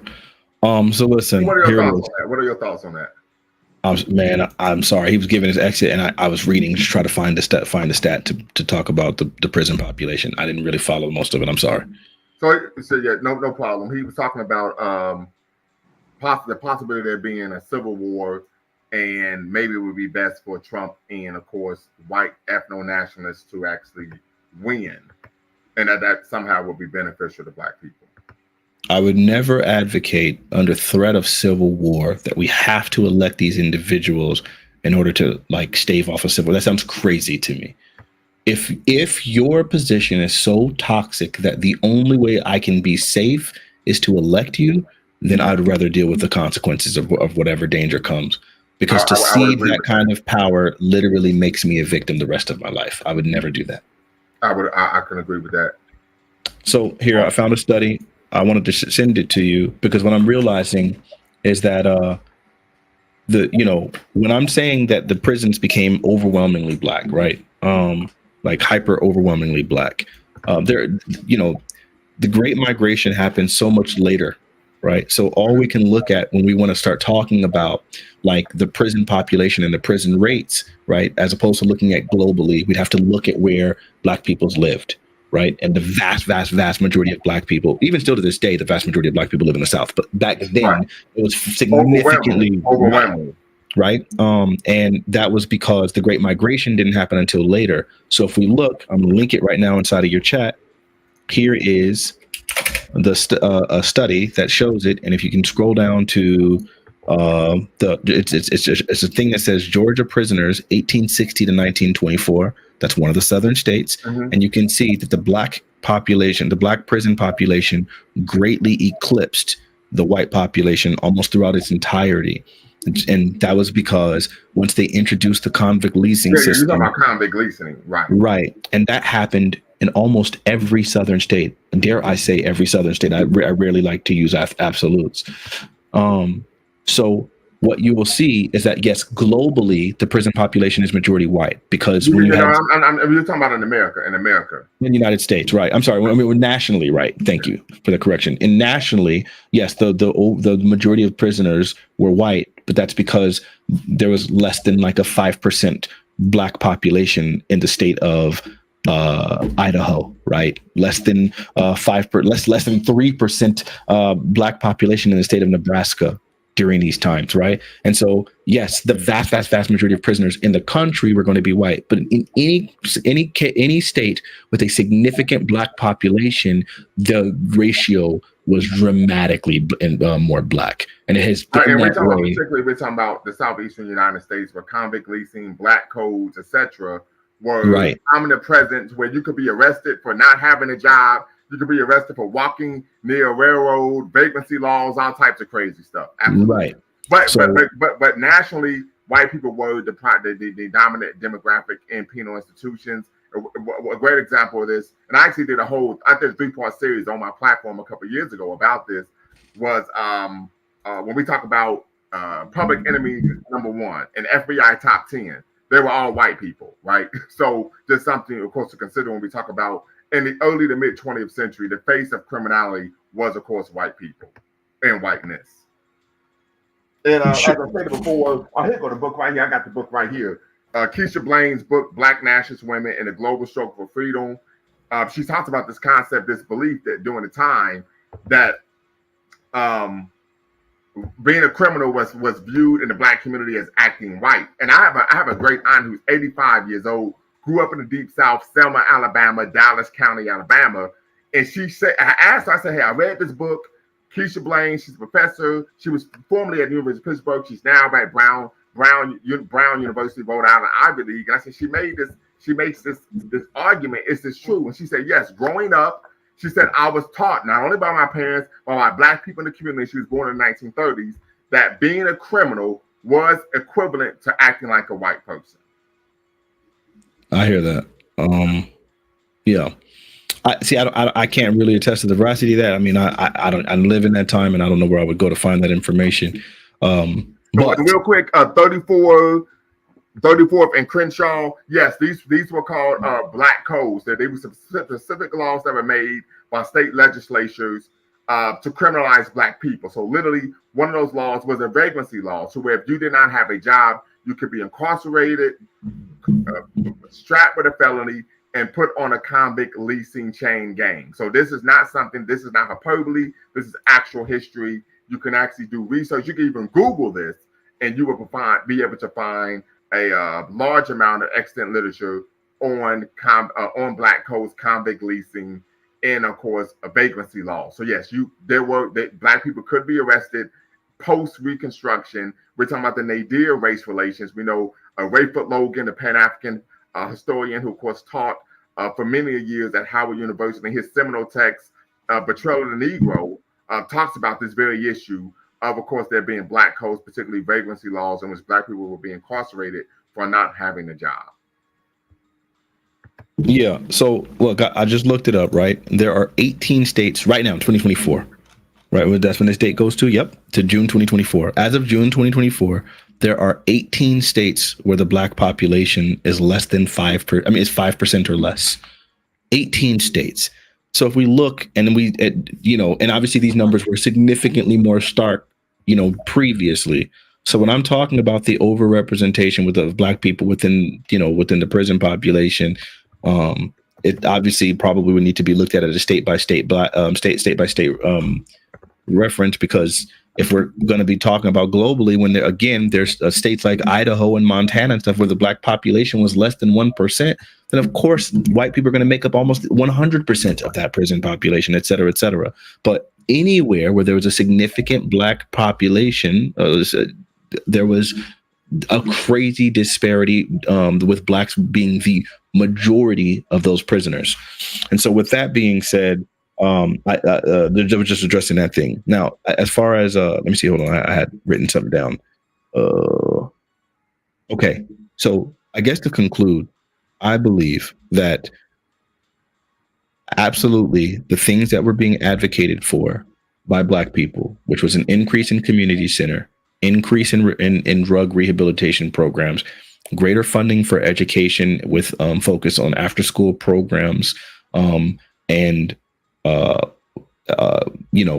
police reform. I think those four things would have greatly solved a lot of the fixes, a lot of the issues within the Black community, which is what we echoed and like nationally. And I think what that crime bill did was it increased, funding of police, just putting more police inside of, like whatever, without any actual reform to require them to be more community based or community oriented. They eventually took away the Pell Grant. They increased incarceration rates and increased sentencing, right, So all that did was cause a greater damage to the Black community, because softened prisoners were now being involved with hardened criminals more. You also had many more families that were torn apart, right? So, right, but once again, the reason why that happened is because the individual is engaging in criminal activity. If you don't want your family torn apart, then you don't go out and commit a crime and then complain about, hey, they're giving me a draconian sentence for stealing cheesecake, right? If you know, we all know the criminal justice system is racist, so don't go out and do that crap. So I think that's gonna have to be it for me. I just gave an entire. I'm serious about that. I just gave an entire thing about collectives, and your response was an individual again. But because at some point, what the African proverb states, what the ruin of a nation begins in the homes of its people. So once again, on my platform, I do not cape for criminals of any kind. My own brother, my big brother, who was my hero growing up, is in prison right now. He got 15 years. I said he should have got life. I don't cape for criminals at all. I don't want to hear about, oh, you broke up my family. Well, your family wouldn't be broken up if you wasn't out here committing crimes. I don't want to hear that crap. Okay, and there goes our disconnect. Look, man, it's been nice talking to you. I'm sorry that we couldn't fully agree on everything, and that's just not realistic for most people. I want you to take care. You have a good one, okay? You too. No problem. Peace, family. So, yeah, appreciate the brother coming in. He was a scholarly brother, very articulate. But as I said before, ad nauseum, I don't cape for criminals on my platform. If you don't want your family to be broken up, then don't engage in criminal activity. It's that simple. And then you don't have to worry about being ensnared by the carceral state and hoping and wishing that they don't send you to prison. These are issues that are very simple, right? And as I said before, the ruin of a nation begins in the homes of its people, and we don't want traditional African culture. And when I say traditional African culture, we mean African culture, independent of European and Arab influence. Everyone is held accountable for the behaviors. But in my family, if I was doing something wrong, I'm talking about from the moment I could comprehend to today. If I was doing something wrong, my parents, my sister, my brother, everyone in the family, no one would support me. Period. We don't cape for some individuals who engage in bad behavior. That's my position. I think this should be a community-wide ethos, that we do not advocate or support individuals that are engaging in racially disempowering, self-defeating, self-destructive behavior. If you are what he called a soft criminal, and you don't want to become, because we know socializations oftentimes leads to association, dub 3000. Okay, you're just trying to tap in and be part of the conversation. Okay, very good. Association breeds to assimilation, then you don't put yourself in a position to have to associate with those type of individuals, those type of people. So at some point, we have to keep it a buck here. Can you hear me? Yes, I can. Yeah, I get what you're saying on that. I think what he was saying was a better collective way of dealing with it. So it's not like it didn't deal with the whole, like what he was saying, it didn't help it, right? Because he took it from that global aspect to, like, hey, whatever you've seen when you've seen Olivier, because when he was talking about Australia, global phenomenon, it was stopping. But then again, I was commenting there, I agree with it, because I get what you're saying. Like, hey, that doesn't help the community. But I think where the disconnect is what we can have something that actually heals the community, right? That actually helps, but at the same time, deal with the things that are in fact wrong also, right? Like you said, you're right. If you out here doing wrong things and intentionally doing those things, carjacking people, home invasions, doing stuff like that, that needs to be dealt with, because you also have to look at it from, if someone does that to your family member or loved one, or if it happens to you, you would want justice. Right, absolutely. And a great example, I'm glad you brought that up. And that's a colorful example, but I think you made a great example. Yeah. I can recall when my son was in first grade. So we're going back some years. My son, of course, is a senior high school now, or supposed to be a senior high school. And there was a young man he was best friends with. This young man was always getting in trouble. I met the young man's parents. And I pulled a page out of the movie Karate Kid with Will Smith's son. And I said to my son, I said, that boy is bad for your life. You are never to speak to him again. We fast forward 8 years. The young man was involved in an armed robbery of a cell phone store with an AK-47. I knew that the young man was growing up in a household that was a criminal incubator. So I knew I had to tell my son, stay the hell away from him, because I met the boy's parents. So like I said, just because the dad is in prison, no, the dad could be in the home and teaching the child the wrong things. I can recall growing up in the 90s and being 11 and 12 years old, walking to school, and I'm walking to school with a young man who said, my dad taught me how to freak a black and mild, and he's 12 years old. Yeah, that's not. Well, what does the African proverb state? The ruin of a nation begins in the homes of its people. And maybe his counter was saying, hey, we were targeted that way, but maybe we are targeted. We are targeted that way. But the thing is because I think when you were talking earlier to it was someone else on the panel in the lower left corner there, and they were like a Democrat and saying that. I think what we have to do is focus on policy and solutions. Yeah, absolutely. Not necessarily a particular party, but the solutions. And the sad thing is, I was saying, hey, they don't take us seriously, because if you just saying no voting, no vucking, little silly stuff, fish fries, right. All this little silly stuff showing up at churches real quick, yeah. So I had a brother put me on game about the no voting, no bucking.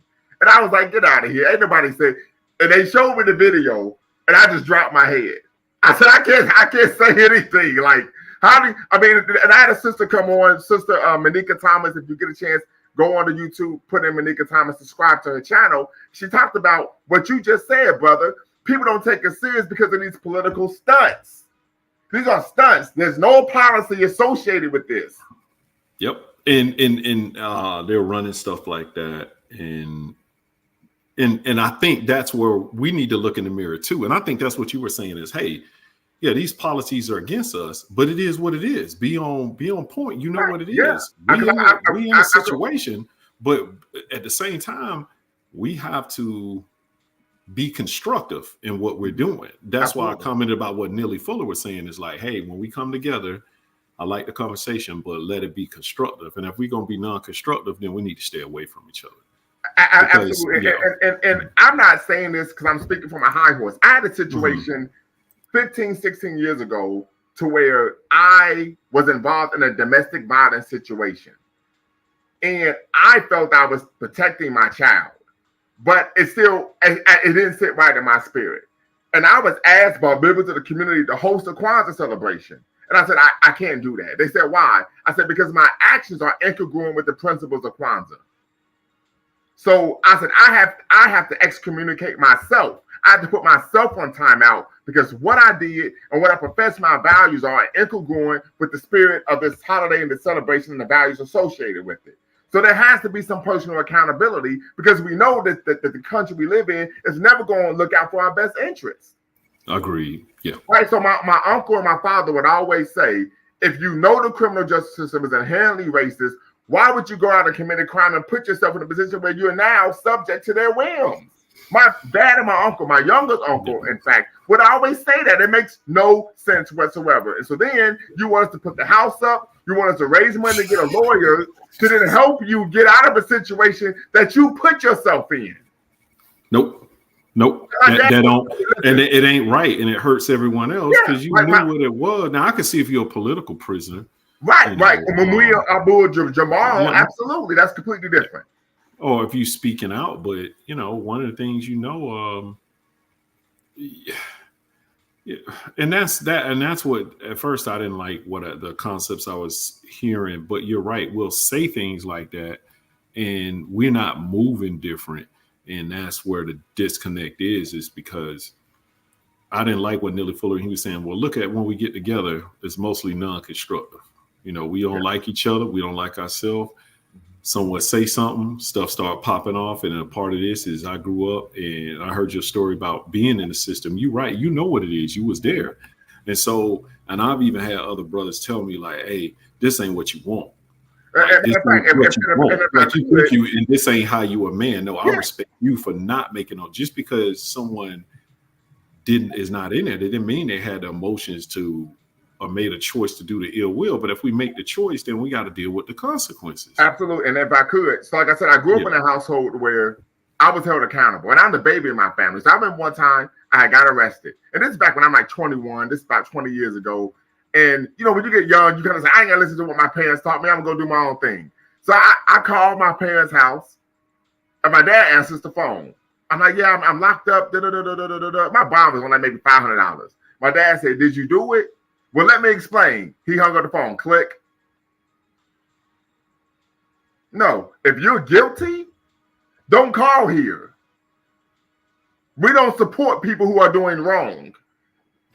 Ever. Now, when I was a child, if I did something wrong, my dad would say, you know what? Your behind belongs to me. Right? If I was literally now, and I'll be on the phone shaking and trembling, like, oh, she right now. If I was innocent, if I was in the right, my dad was like, I would go to hell. I would go through hell and high water for you. So, like I said, I just have an issue. And like once again, I've went through the refiner's fire. But luckily, I've never been to prison. I've never had a felony or anything like that. Okay. But what helped me was the fact that I was held accountable. Like, don't call here and you out here doing stupid stuff. And I think that is the, you know, I've had family members and I had one and it wasn't held accountable. And you're right, that's the path they went. And now it's very difficult for them because what they don't understand is people in the system do get second chances. People may say, hey, look, go get it straightened out. Go do this. I don't want to see you here again. Now you see him in there again.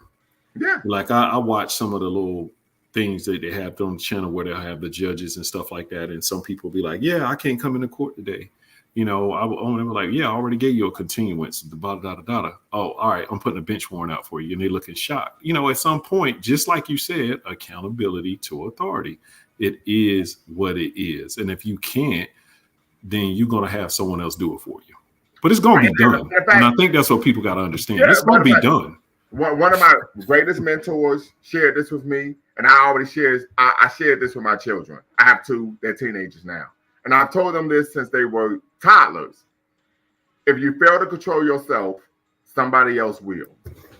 And that's what I try to tell people. I would say to my son and daughter, you're lacking self-control. Who's in control of you now? And their response would be, you are.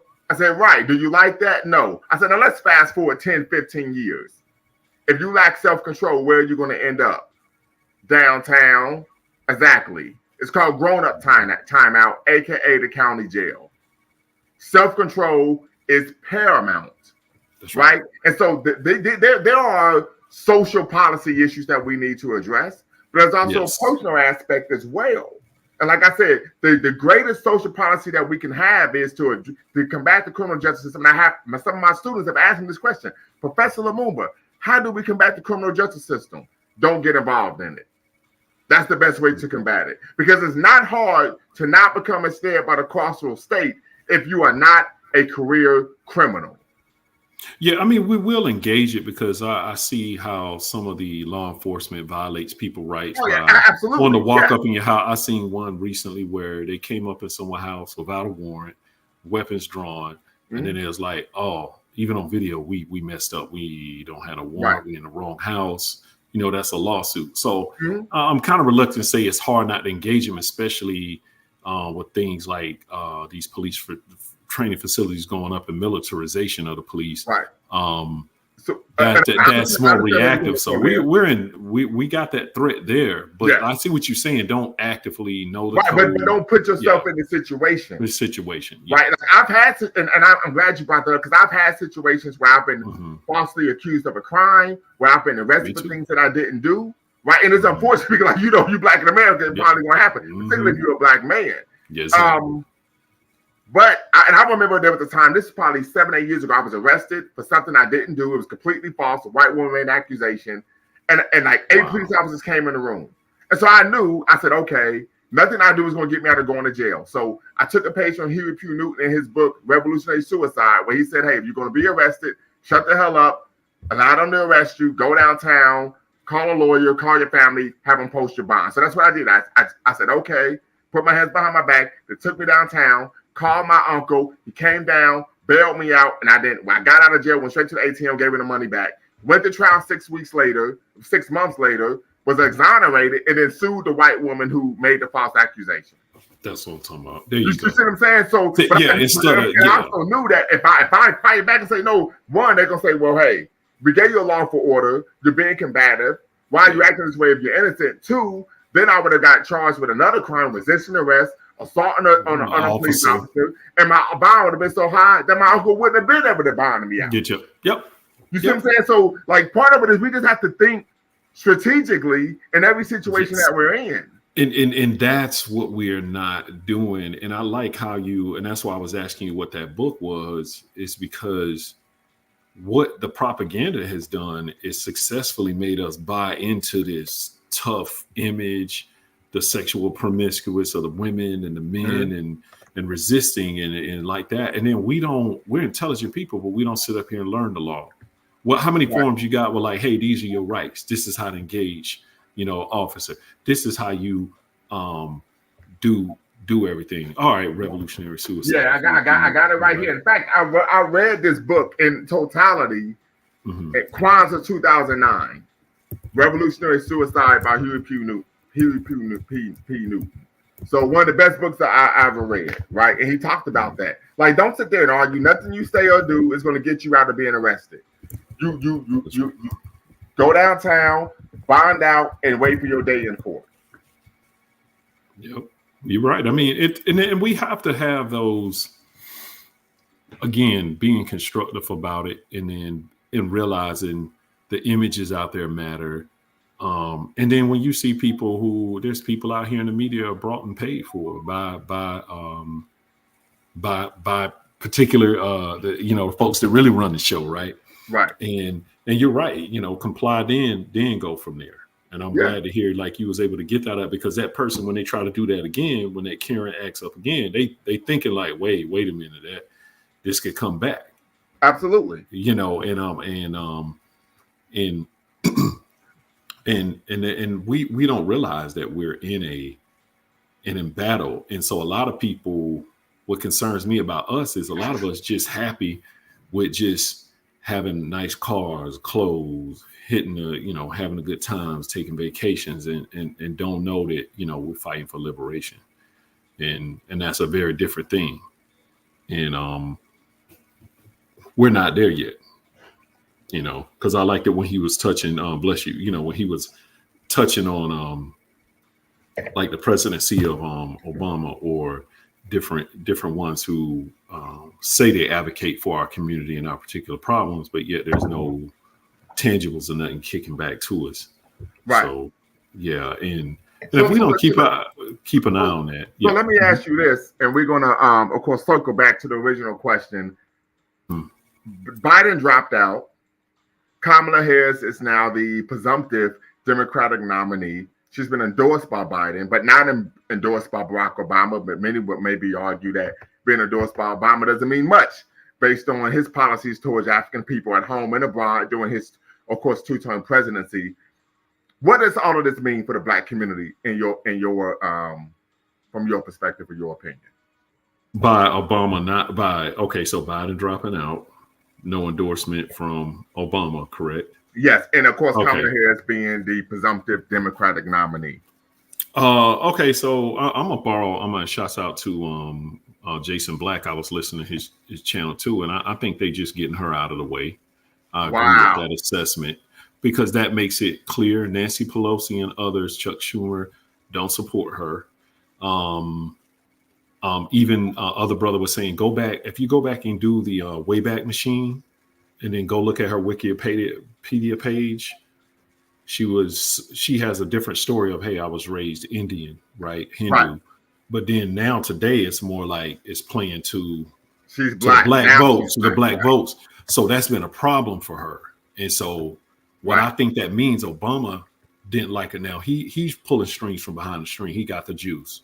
And if he not endorsing her, then that's a wrap. But this is clearing the house. They already know they finna take a L. They clearing the house for the next 4 years. and for the Right. primaries. She And not brother, gonna get it. I just Yeah. very quickly, I want to say when you speak to that fact of she articulated that she was Indian, not black. This is true. I actually have her book. Oh, I've read a book. Kamala Harris, the truths we hold, the American journey. She articulates that even in this book. oh, really? Oh. Yes. Right. So she don't even speak to us. She's just saying, "Hey, I'm an Indian." Yeah. Right. Blah, blah, blah. And then when she became this national platform. Then she became a black woman, and we know this. I mean, there was an interview. She was on a podcast where she was being interviewed, and she was talking about when I was in college, which was in the mid '80s. She said, "Oh yeah, I was listening to Snoop Dogg and Tupac. Snoop Dogg and Tupac hadn't even come out in the mid '80s. In the '80s, right? No, And then that ain't right. Like, she was singing a song, but she didn't know the lyrics. So we see that she's trying to act like she's someone. Yeah, see the grassroots. That's the case. We the real, so we're gonna be like, nah.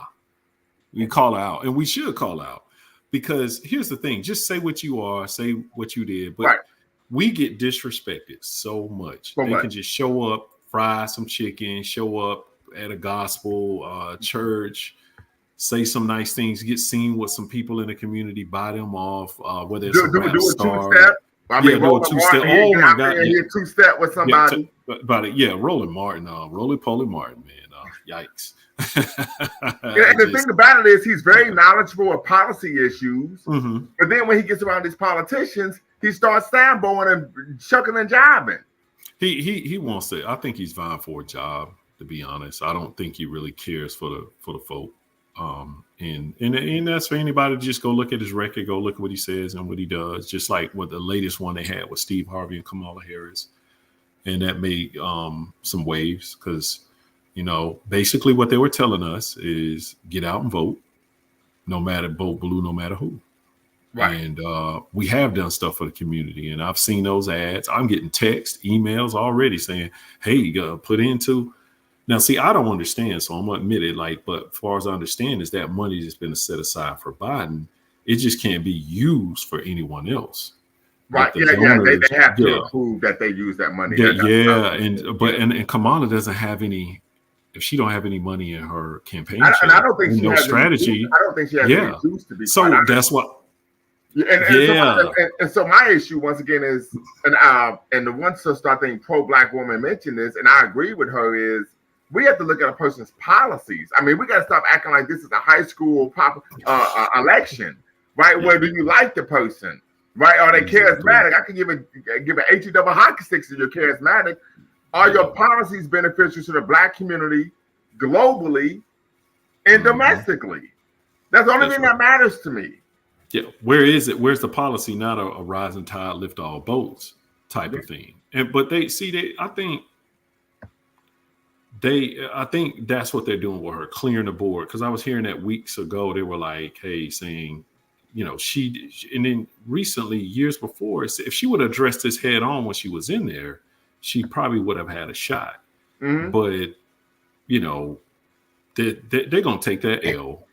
But what's disturbing to me is hear some of our folks sit up here and say, y'all were touching on his policies.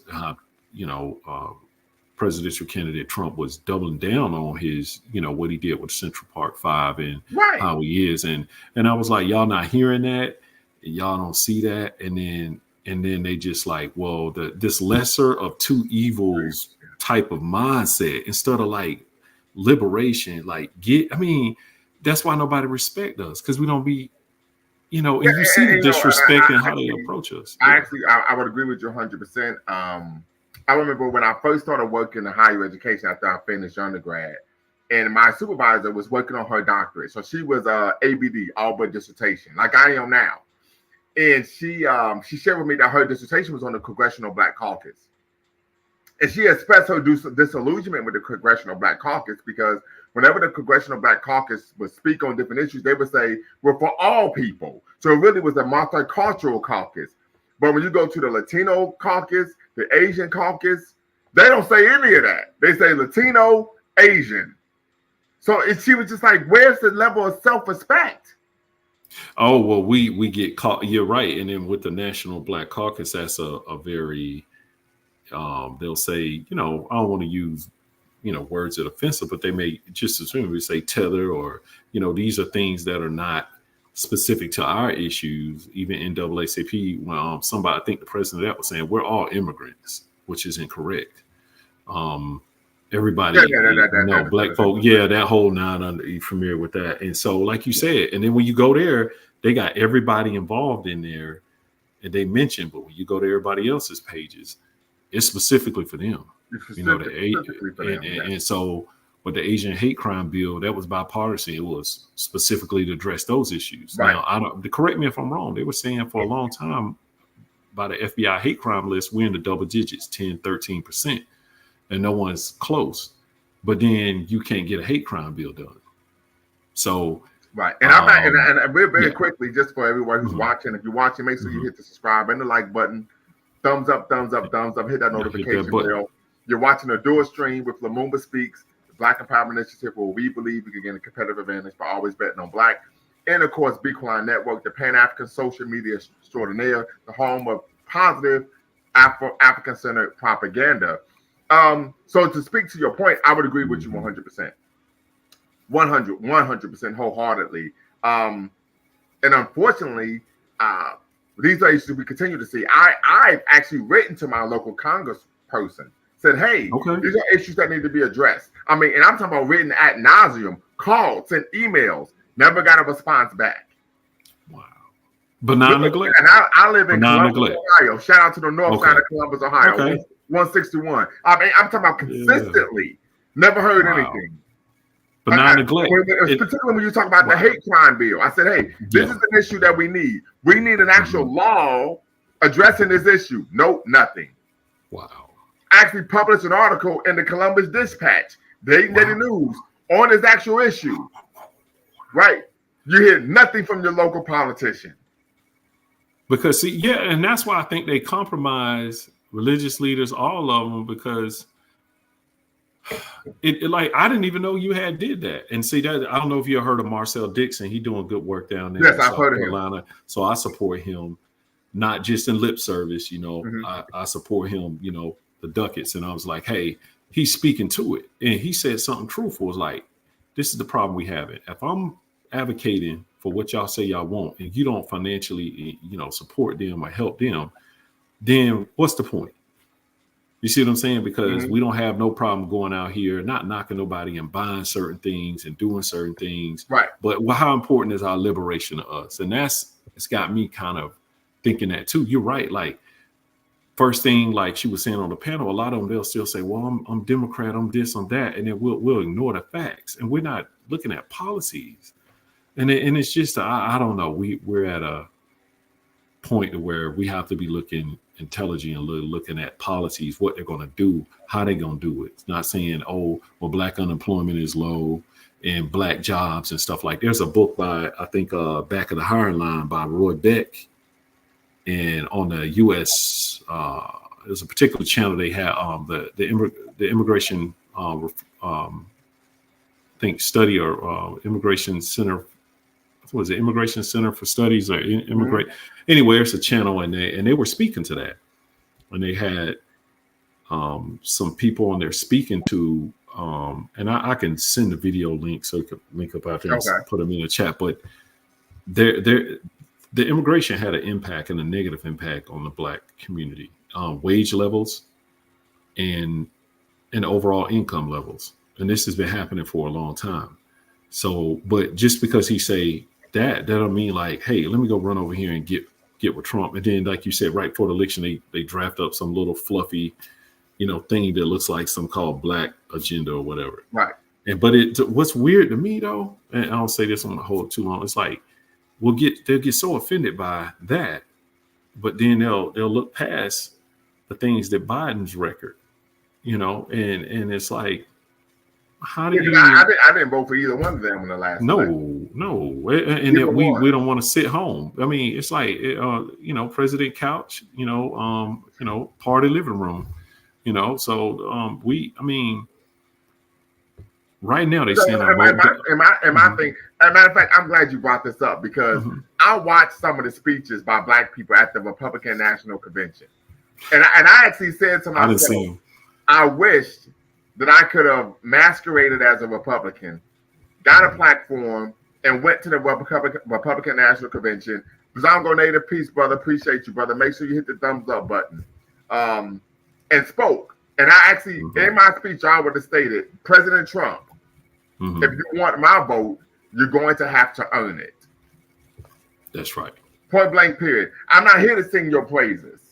Right? I'm not Flavor Flav. I'm not a hype man. I'm not a backup dancer or in living color. Not going to happen. If you want my vote, you're going to have to earn it. And you're going to have to earn it by what? Treating the needs of our community as holy. That's right. And if everyone was on accord saying that, then something might actually get done. Instead of just saying, hey, it's all right. Just come on down here and fry up some chicken and come on down to the to the church on MLK Day. Yeah, you've seen this because you're politically attuned.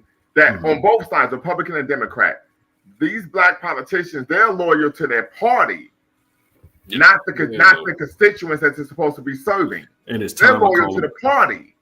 Yep. So that and I actually wrote an article on this.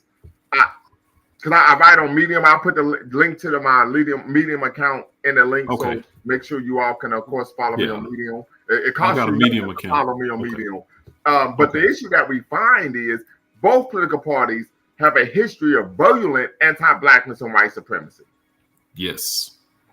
So what are we talking about? So we have to look specifically at parties and not personalities. That's right. And real quick, I'm sorry, brother. Go ahead. I'm sorry. When Kamala Harris first announced that she was going to run for the Democratic nomination as president in the 2020 election. And somebody posted a picture of her and her little sister, younger sister, walking through some office building. They said, oh, she's the most attractive. She could be the most attractive black female president or whatever. I don't give a damn about how fine she is. I don't care about what she looks like in a pair of stilettos, and I like women in stilettos, but that's a whole conversation for another day. I said, well, what I care about is the person's policies. I mean, are we that simplistic? Yeah. In a way, they study us, and they see how we move, and we forget that, and we don't took our eyes off of that. We have forgotten that, like you said, that if you bringing that up, the audacity, because when she's speaking to other communities, it's a different tone. Absolutely. They don't bring up stuff like that. And we not even offended by it. And that's what troubles me. Not so much of what they doing, but we not on code, calling out these people who don't have the interest in staying on policy and staying on track. That's what killed Stacey Abrams, because she said, oh, gotcha, Lee.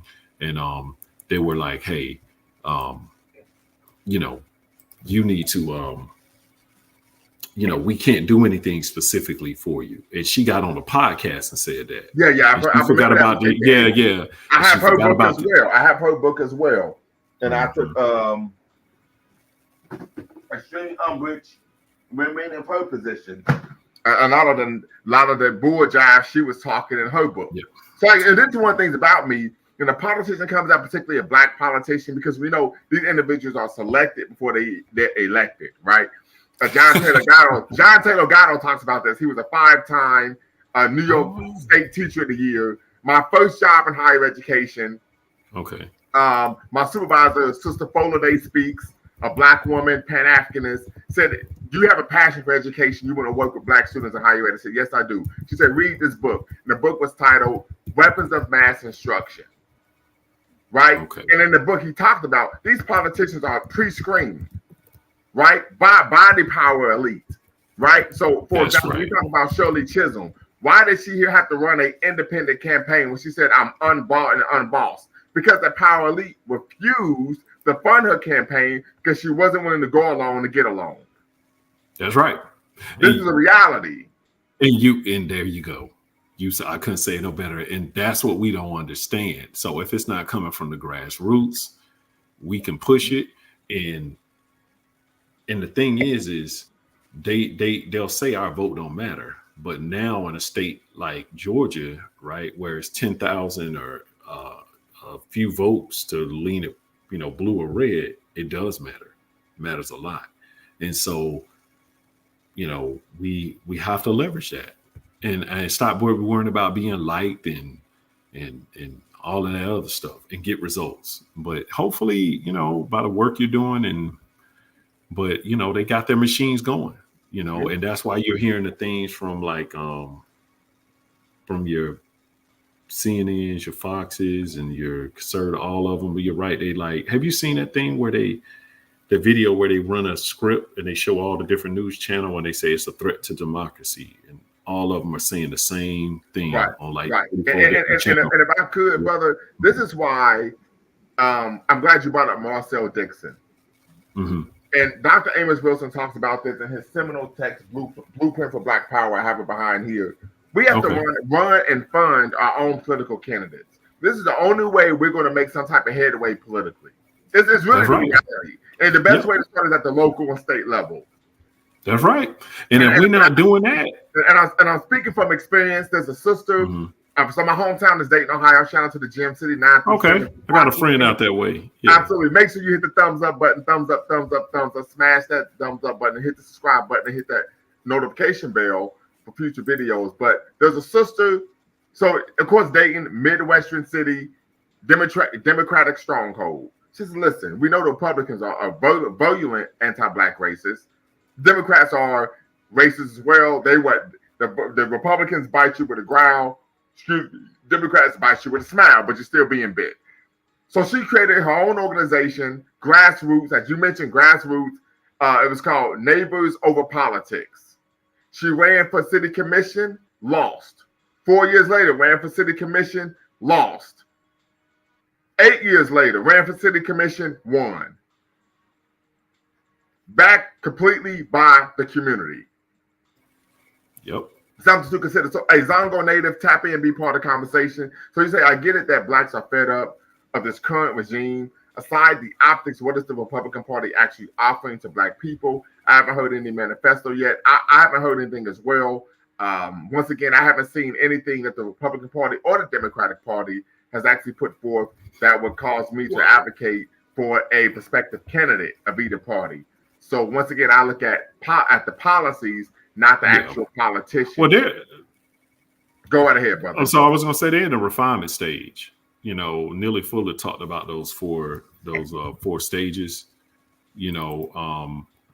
For the white supremacy, they establish it, maintenance it, expand it. You got your different step classes of it. The model minorities, and then refinement. Refinement is where they're at right now. Is post-racial America, there is no racism, woke, anti-woke. So they're in that refinement stage. That's the way I look at them. But as far as their policy, and because of that, you don't, if they want to amuse you, they may come up with something, or just what they'll do is go find some Black person, a Black face to, get up and say, hey, look, they're Black. See, there's no racism, or there's no problem here, that type of thing. So that's. Right. I mean, we saw that after Obama was elected. While these news channels started arguing, is this now post-racial America? I'm talking about the minute he was elected. I'm talking about 12:01 Wednesday morning. Is it a post-racial America? Yeah, I know, right? It's like, every news channel, MSNBC, CNN, Fox News. Yeah, and no substantive change for our community, because if you look, Dr. Claude Anderson has something in his Powernomic book where he looked at, it's a chart that shows the amount of officials that we have and the amount of Black representation that went up over the years, but in unemployment and the poverty rate and home ownership, all of the category things that move the needle that they're always reminding us of, right? When they talk about the gaps, none of that moved. No matter, even though the representation, speaking of what you said earlier, is facts, they're already brought and paid for. They're already selected before they're elected, and their job is to do the status quo. And a lot of them are very pro-immigrant, and they know at the end of the day, I'm not anti them, but what I'm saying is if you're going to get up there, when they get up there for their people, they're going to advocate and do things for their people.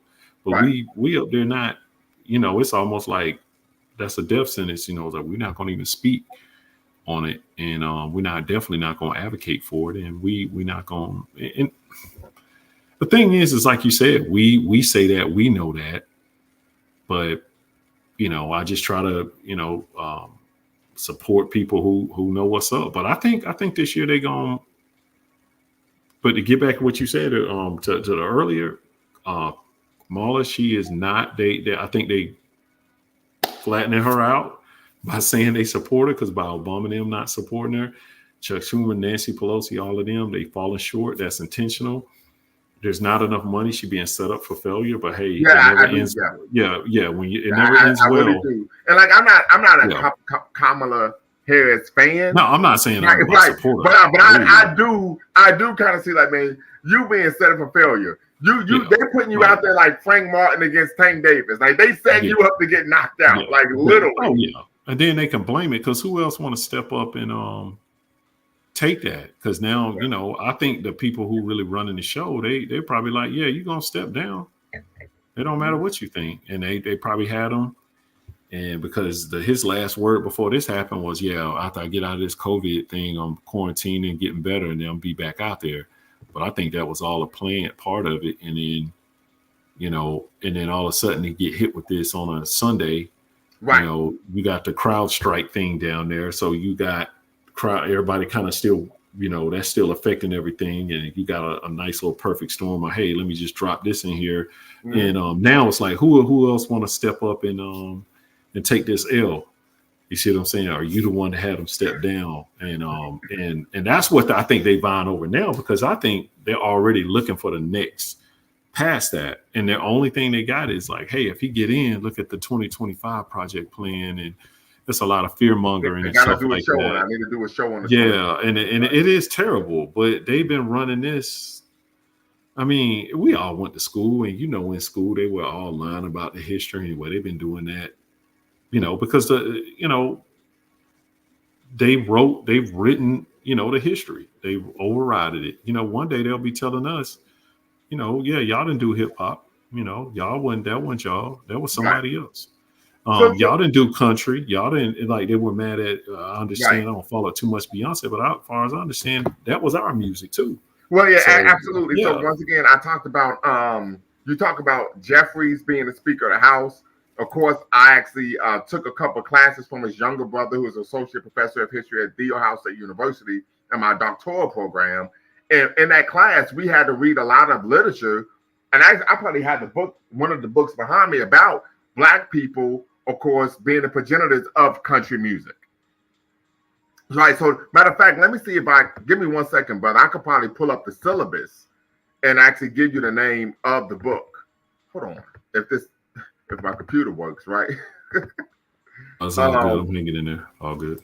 Yeah, and where he actually, because this was a doctoral course, so it was a 15-week class, and we had to read like 12 full books. It was crazy, like crazy. Let's see here.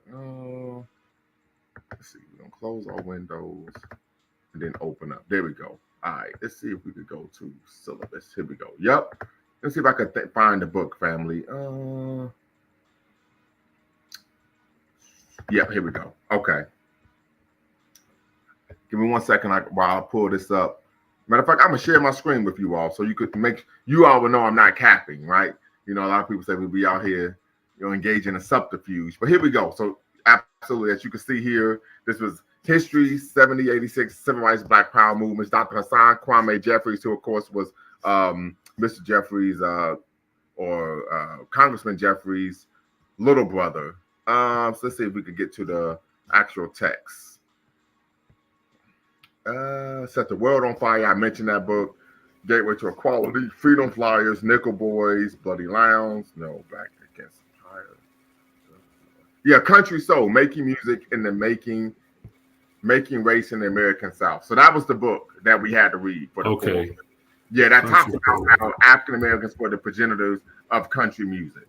So you're spot on, brother. So there's actually scholarly literature, right, on that substantiates that claim. So next time someone asks you, where did you get that information from? You can let them know. Yeah, I'm Googling it now. Amount of an example of course, a reputable source of information on African Americans being the progenitors of course, country music. It's Country Soul by Charles Hughes, making music and making race in the American South. Okay, hold on. Charles Hughes. Yep, got it. Yeah. Okay. Cool. Yeah, and it's a Brown book, isn't it? Brown. It's Brown. Yeah, right? it's Brown. Yeah, and Yeah. I see that Charles L. Hughes. Yeah, making yeah, and making race in the South of in the American South. Yep, got it. Yeah, I'm gonna put that on the book list. Yeah, because I had heard that from. Hold on, I'll make sure I wasn't muted. Sorry, I had heard that from my father would tell me that, you know, a lot that was something we did. That's us anyway, and you know, even though we've seen it's funny because you had mentioned that, like, we've seen a lot of things that we've adopted have been or assume as our identity have been negative, and that's on purpose. And then push us away, because I didn't even know the history of like Big Mama Thornton, rock and roll, the electric guitars, the licks. You ain't nothing but a hound dog. That was her song originally. Yeah. That, and I know they said, I think she collaborated with others on it, but they were getting. But yeah, I mean, you can't. Here's the thing: is they were asking Ray Charles. There's an interview with, I think, Bob Costas, and they were asking him about Elvis. And he had spoke. He was like, the dancing he was doing. He was like, I'm tired of talking about him, or like he was just annoyed by it, because he said we had basically his story. He was saying, you know, we have been doing this. This is nothing new. And I think it's Roy Hamill. Is it Roy Hamill? That if you listen to Roy Hamill, that is who he sounds like, and that's who he even said he his son is part of it. That's who he Roy Hamilton. Yeah, Roy Hamilton. If you look up some of what he did, that's who the baritone he got his sound from. So what I seen in music is they had been taking these groups and putting these people in, and that was more popular for the white audience, right? And it was of common practice not to put the black faces on the album at all. Things like that. Like I said, it people just don't want it. The history isn't pretty, but if we don't start moving different and doing things differently, you're not going to get different results. And that's just the sad truth of it. It's not like I'm not angry about this stuff. It's not saying that. It's just like, you know, let's stop playing. And I think that's the only way you could be the modern day Republican, is you just turn a blind eye and live in oblivion. Yeah. Right. So let me ask you this real quick. Where are you calling from, if you don't mind me asking? Oh, I'm out of Georgia. I'm out of Atlanta, Georgia area. The Peach State. Real quick, I'm gonna say this. It's a quick pivot. We should have beat Ohio State. Should have beat Georgia in that Peach Bowl. We should have beat them. We were kicking out. I'm not familiar with that. That game. Yeah, but yeah. So let me ask you this: what policies would you want to be implemented by the prospective presidential candidate coming up in this particular election year? I would like to see them enforce the funding for the HBCUs that's supposed to be there. That's something they just don't enforce already, because they're not funded correctly anyway.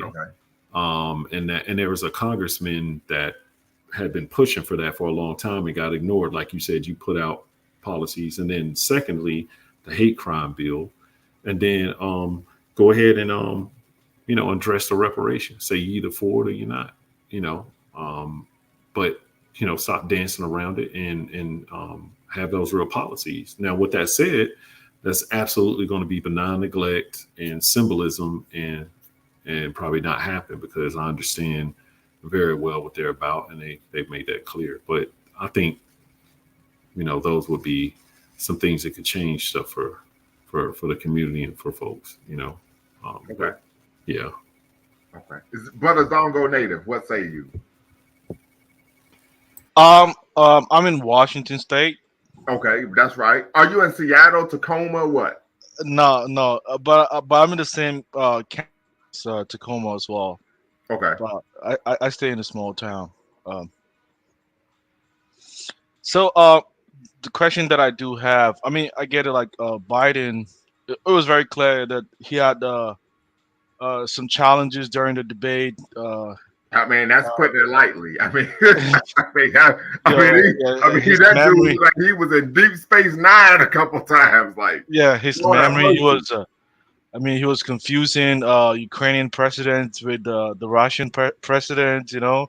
He made a lot of mistakes, and it didn't really look good for the American nation. So obviously, I'm sure like there are other issues as well why they have to tell him to kind of like back down.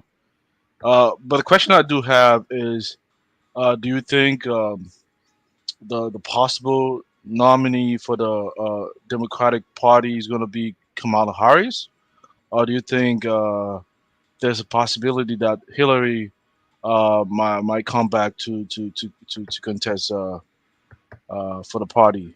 What do you Yeah, guys I think? think that's a great question. I think Hillary, her moment has passed. I think 2016 was her moment, right? And if I don't know if you was here in America at that time, but I'm quite sure, Brother Dub 3000, you were.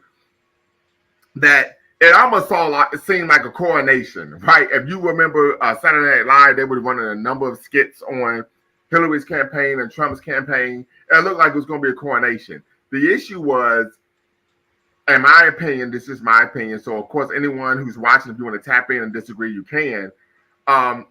It looked to me as if she took it lightly. Like she thought there was no way she could not lose. Like she didn't campaign in Wisconsin, she didn't campaign in Michigan. She almost felt like this is just a foregone formality, right? And she ended up losing. So I think that was her moment, and she lost it. And for example, I even recall maybe a week or two before the election. Man, it's something that we're talking about 8 years ago. I actually had someone who was, of course, advocating for Hillary come to my door, knock on my door, and was, wanting to share with me why I should vote for Hillary. And their entire soliloquy was, we can't let Trump get in office. And I said, you shouldn't be telling me why he's bad. You should be telling me why she's good. I remember sharing that with them. That's the same thing they're doing now too. Yeah. What you just said, and that's why I'm sorry to step in, but I agree, because that's what they're doing now, saying, well, this is why you got to go with whoever we put up here because of him. And that's just not a good strategy. Like, that don't make sense. But yeah, I don't think. Yeah, I think they're clearing the board. They know what it is. It's not. I think they're. Like I said, I don't think Kamala Harris will win. Once again, I'm a big policy person. Even her time when she was, of course, the district attorney in San Francisco, when she was the not the surgeon general, but she had took the top law enforcement position in California. Was she a prosecutor or something? She was the district attorney, and then she was the DA. Yeah, she was a district attorney. Let me look this up very quickly. She was locking folks up for truancy, so all types of stuff. So yeah, parents, That's okay. Yeah, she was formerly a district attorney, and then she was the attorney general. And there were issues where people were incarcerated for crimes that they were innocent of, and she refused to actually abide by the court order and have those people released. And her reasoning was because they were providing cheap labor for the state of California.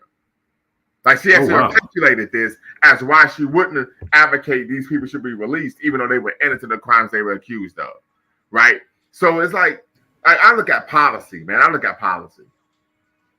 That's crazy. I know one of them, I saw it on the Vice channel. They got a Vox or something. They got a lawsuit. They won their lawsuit and got a few million, but she didn't apologize. That was his beef. But yeah. So what you're speaking to is true, because there was some litigation that came out that came up in financial awards. So they're just not handing that out. You have to fight for that. So for those reasons, when people start looking that up on her, if someone brings that up, it's not going to be hard to find. She also, like you said, you spoke to her book where she's cosplaying to both sides. I think they're picking up on that too. I'm almost amazed that they're already here in Georgia, Atlanta, Georgia, saying go ahead and vote for her. People are saying, I think she's running commercials already. I think I heard one earlier today, and they were like, "Hey, go ahead and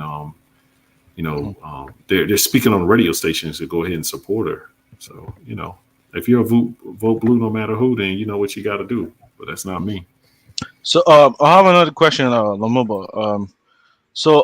I understand the black issues within the respective states kind of vary, and those issues could be addressed at a state level. But I'm sure, like each and every one of you on this panel will agree that there is certain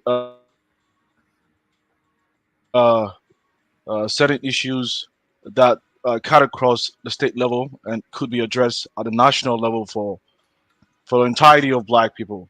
Yeah. So, like, I haven't really heard so far within the media spaces what is really the real actual black issues or problems that needs to be addressed, regardless of the political party that comes to office. Um, what is it? I mean, the only time that I heard someone addressing that was Van Jones on CNN, and he was saying the Democratic Party failed because a lot of like black males felt that there wasn't police reforms, there wasn't criminal justice reforms, and there wasn't any like voting right reforms. Is that really the black issues at a national level? Uh, Go ahead, brother. No, I want you to speak to it. You're more astute on those. I just wanted to say this about, you said Van Jones, right? Zungo, he's kind of brought and paid for, so I don't take him.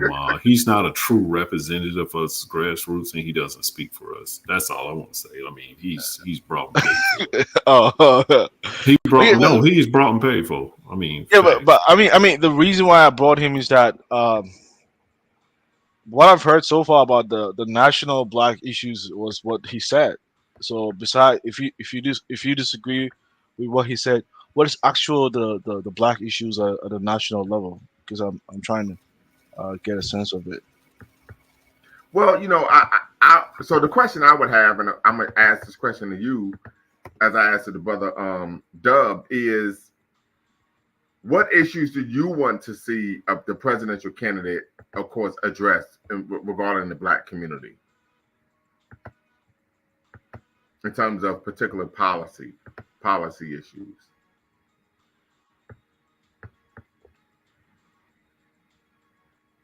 Are you referring to me, Yes. Lumumba? Yes. I mean, Lumumba. I recently came to the U.S. within the span of like, I would say approximately 5 years. Okay. So I think it would be very unfair for someone like me to give a view on what the actual black people of America really want. Maybe what I might consider. I probably don't know much about what the real black issues are. I Okay. can't Well, really so tell. let me I say think this. it'll be very When I unfair. say black issues, I'm talking domestic and globally, Hmm. right? So, because once again, Lumumba speaks, Equaline Network. We are a what? Pan-African or Pan-Africanist in our orientation. So when we talk about black issues, we're talking about domestically and globally. What are you looking for a prospective presidential candidate to actually? What policies are you looking for them to actually implement from a domestic or even global perspective regarding African people? Oh, I think internationally. I mean, with Pan African perspective, I think some of the issues. I think some of the issues that I would want more from this, regardless of the regime that comes to power, is more trade between the American nation and a lot of the African countries. I have to see more trade, more investment between both nations. Uh, uh, it doesn't necessarily have to come from one side, just only uh, the American companies just going to those respective countries and making huge sums of money from these nations. There has to be some kind of like reciprocity that has to be applied. I would want to see more companies from these countries in these African countries coming to America and making a foothold within the American society as well, economically from that angle. Yeah. Okay. I would agree with that, but that's the program they run. One thing to notice is that's how we keep our wealth, right? That's how the wealth was built first by extracting the actual human beings, and now keeping those resources through political and various other warfare tactics to keep that, right? And so I agree with that, but most likely you won't see much of it, if any, because take for instance Haiti, right? How we meddle there, and now I don't know this for a fact, but they say a lot of we meddle in their regimes and keep them weak so we can exploit them. They were exploited, and a lot of their wealth was extracted by none other who has the center stage this summer, Paris, France. This is just the typical thing, because if they cared for a free country, then why was there's no restitution or reciprocity for those who broke away from that slavery, right? There was reparations paid here in the U.S. It was paid to the slave owners. It wasn't paid to those who were enslaved, right?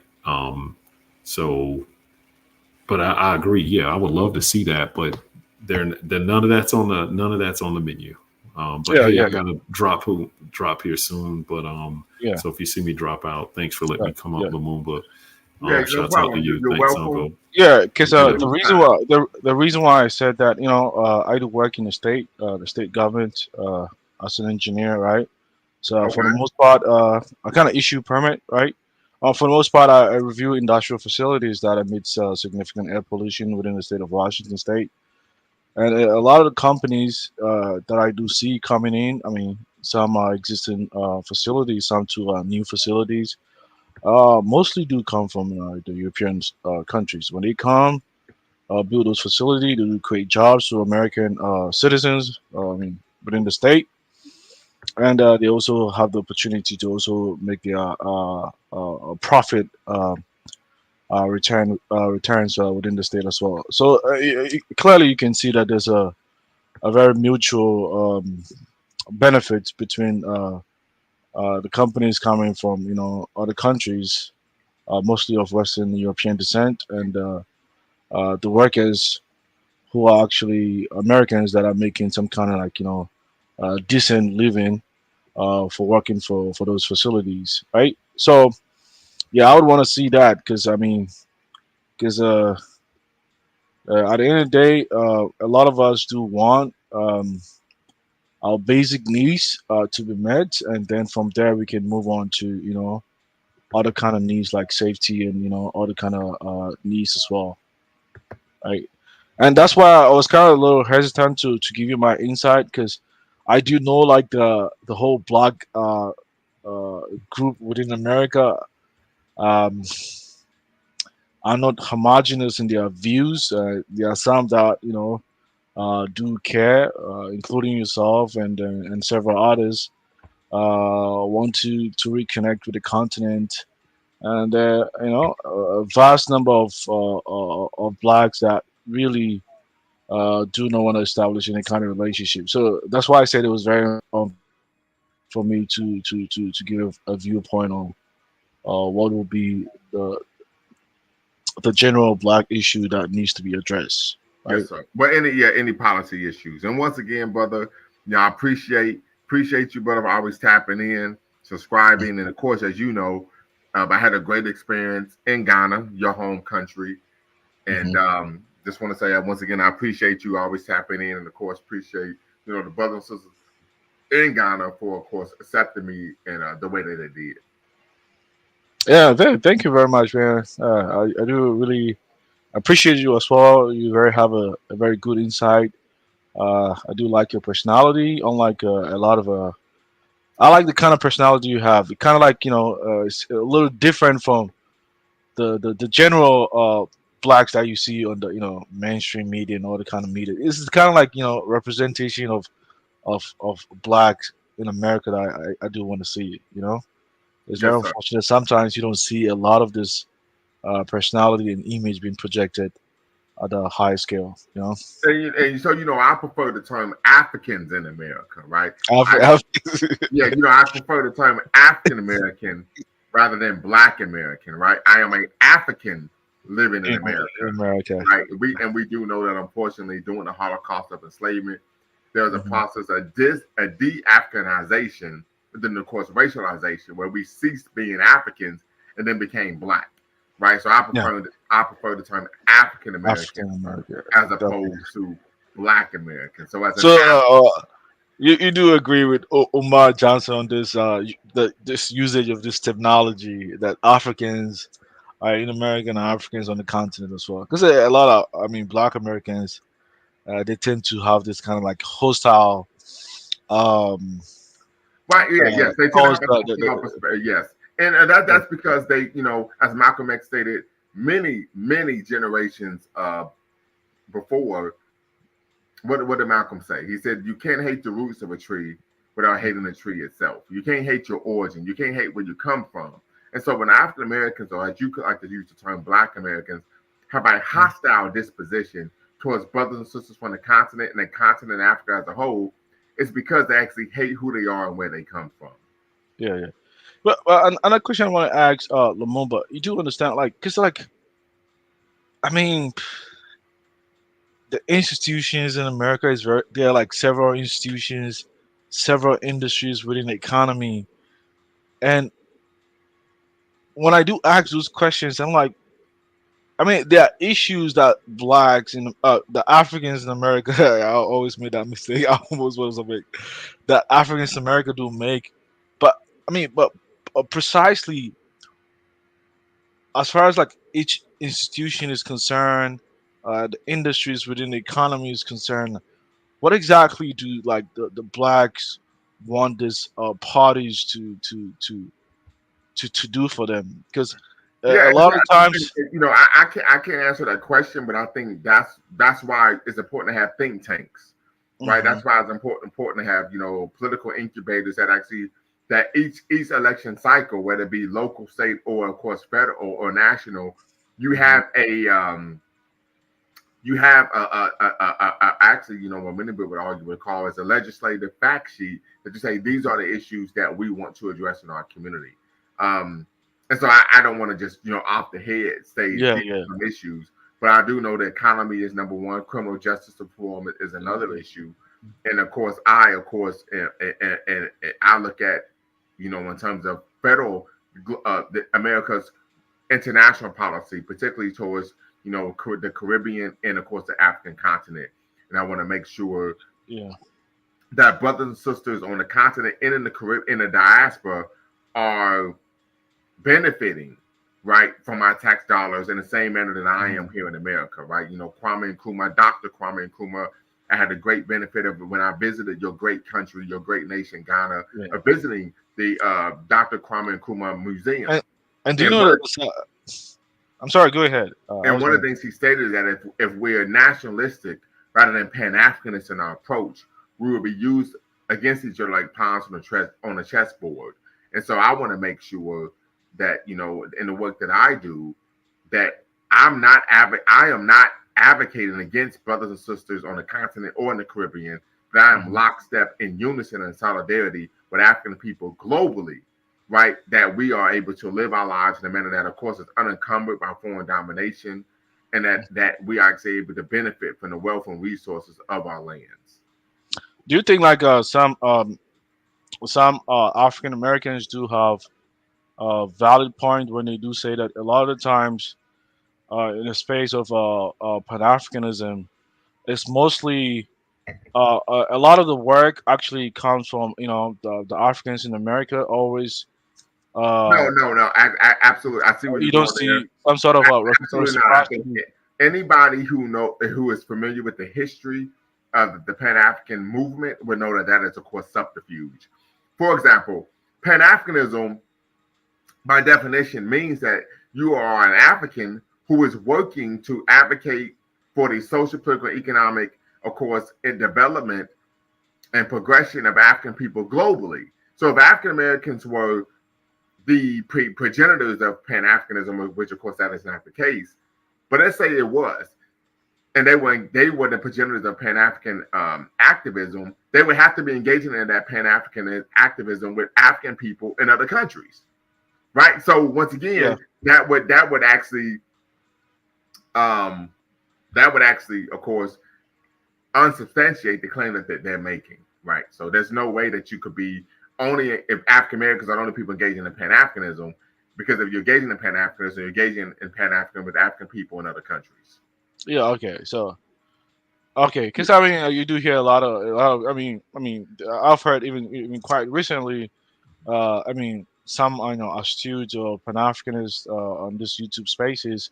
They also like went to African countries, and all of a sudden, they had a sudden wake up call, and then they kind of think that sometimes you have to face the reality. Not all Africans are in bed with you when it comes to that ideology. The some that really Absolutely. And I think one of the reasons why I was able to have a great experience in Ghana is because, once again, I don't romanticize the African condition anywhere in the world. I don't romanticize the African condition in America, on the continent, or in the Caribbean, right? So I have an informed opinion of African people's political, social, and economic quagmire before I visit the spaces in which African people live.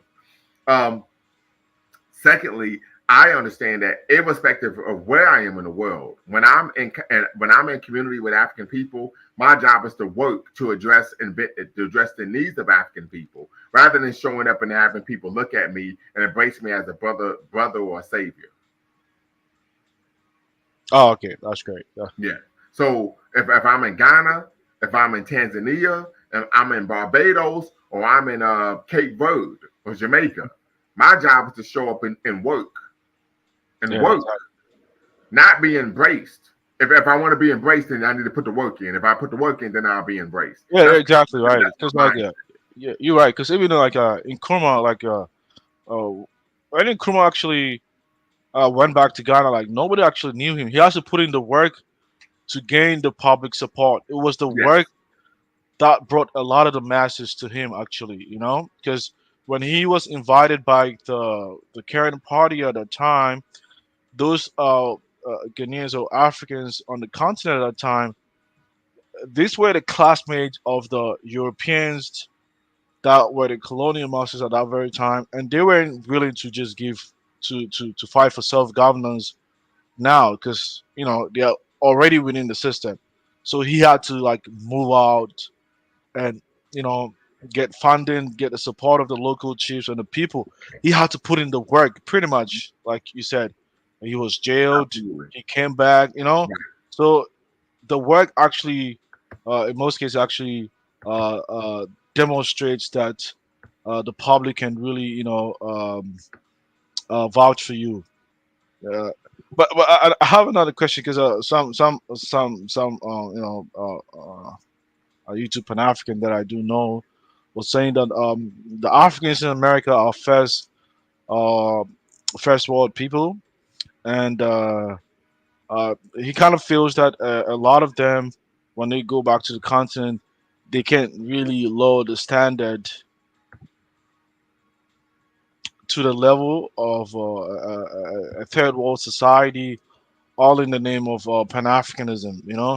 So Right. it seems to me there seems to be a challenge about how to reconcile the first world Africans in America with the Africans in the third world society together. What's your thought on that? Well, yeah, that is a real issue. I think when you get accustomed to a certain standard of living, it's hard to, of course, remove yourself from that. Of course, that's something I saw when I was in Ghana, right? That I think is a realistic issue. I would say that, I, of course, growing up here in the first world, I'm aware of my first world privilege, and that's not something, to be quite honest with you, I would want to give up. But I also think it speaks to the fact that we need to treat African people's needs as holy. And I've made this argument. Many people say, well, you're westernized. And I said, I vehemently disagree for a number of reasons. One, I understand that the Western world became the locus of course, industrialization based on what the Industrial Revolution. And the Industrial Revolution was funded by what? African people's bodies being used and seen as capital, right? And so I would argue that if anyone should benefit from the industrialization of the world, particularly the global north, it should be, of course, African people.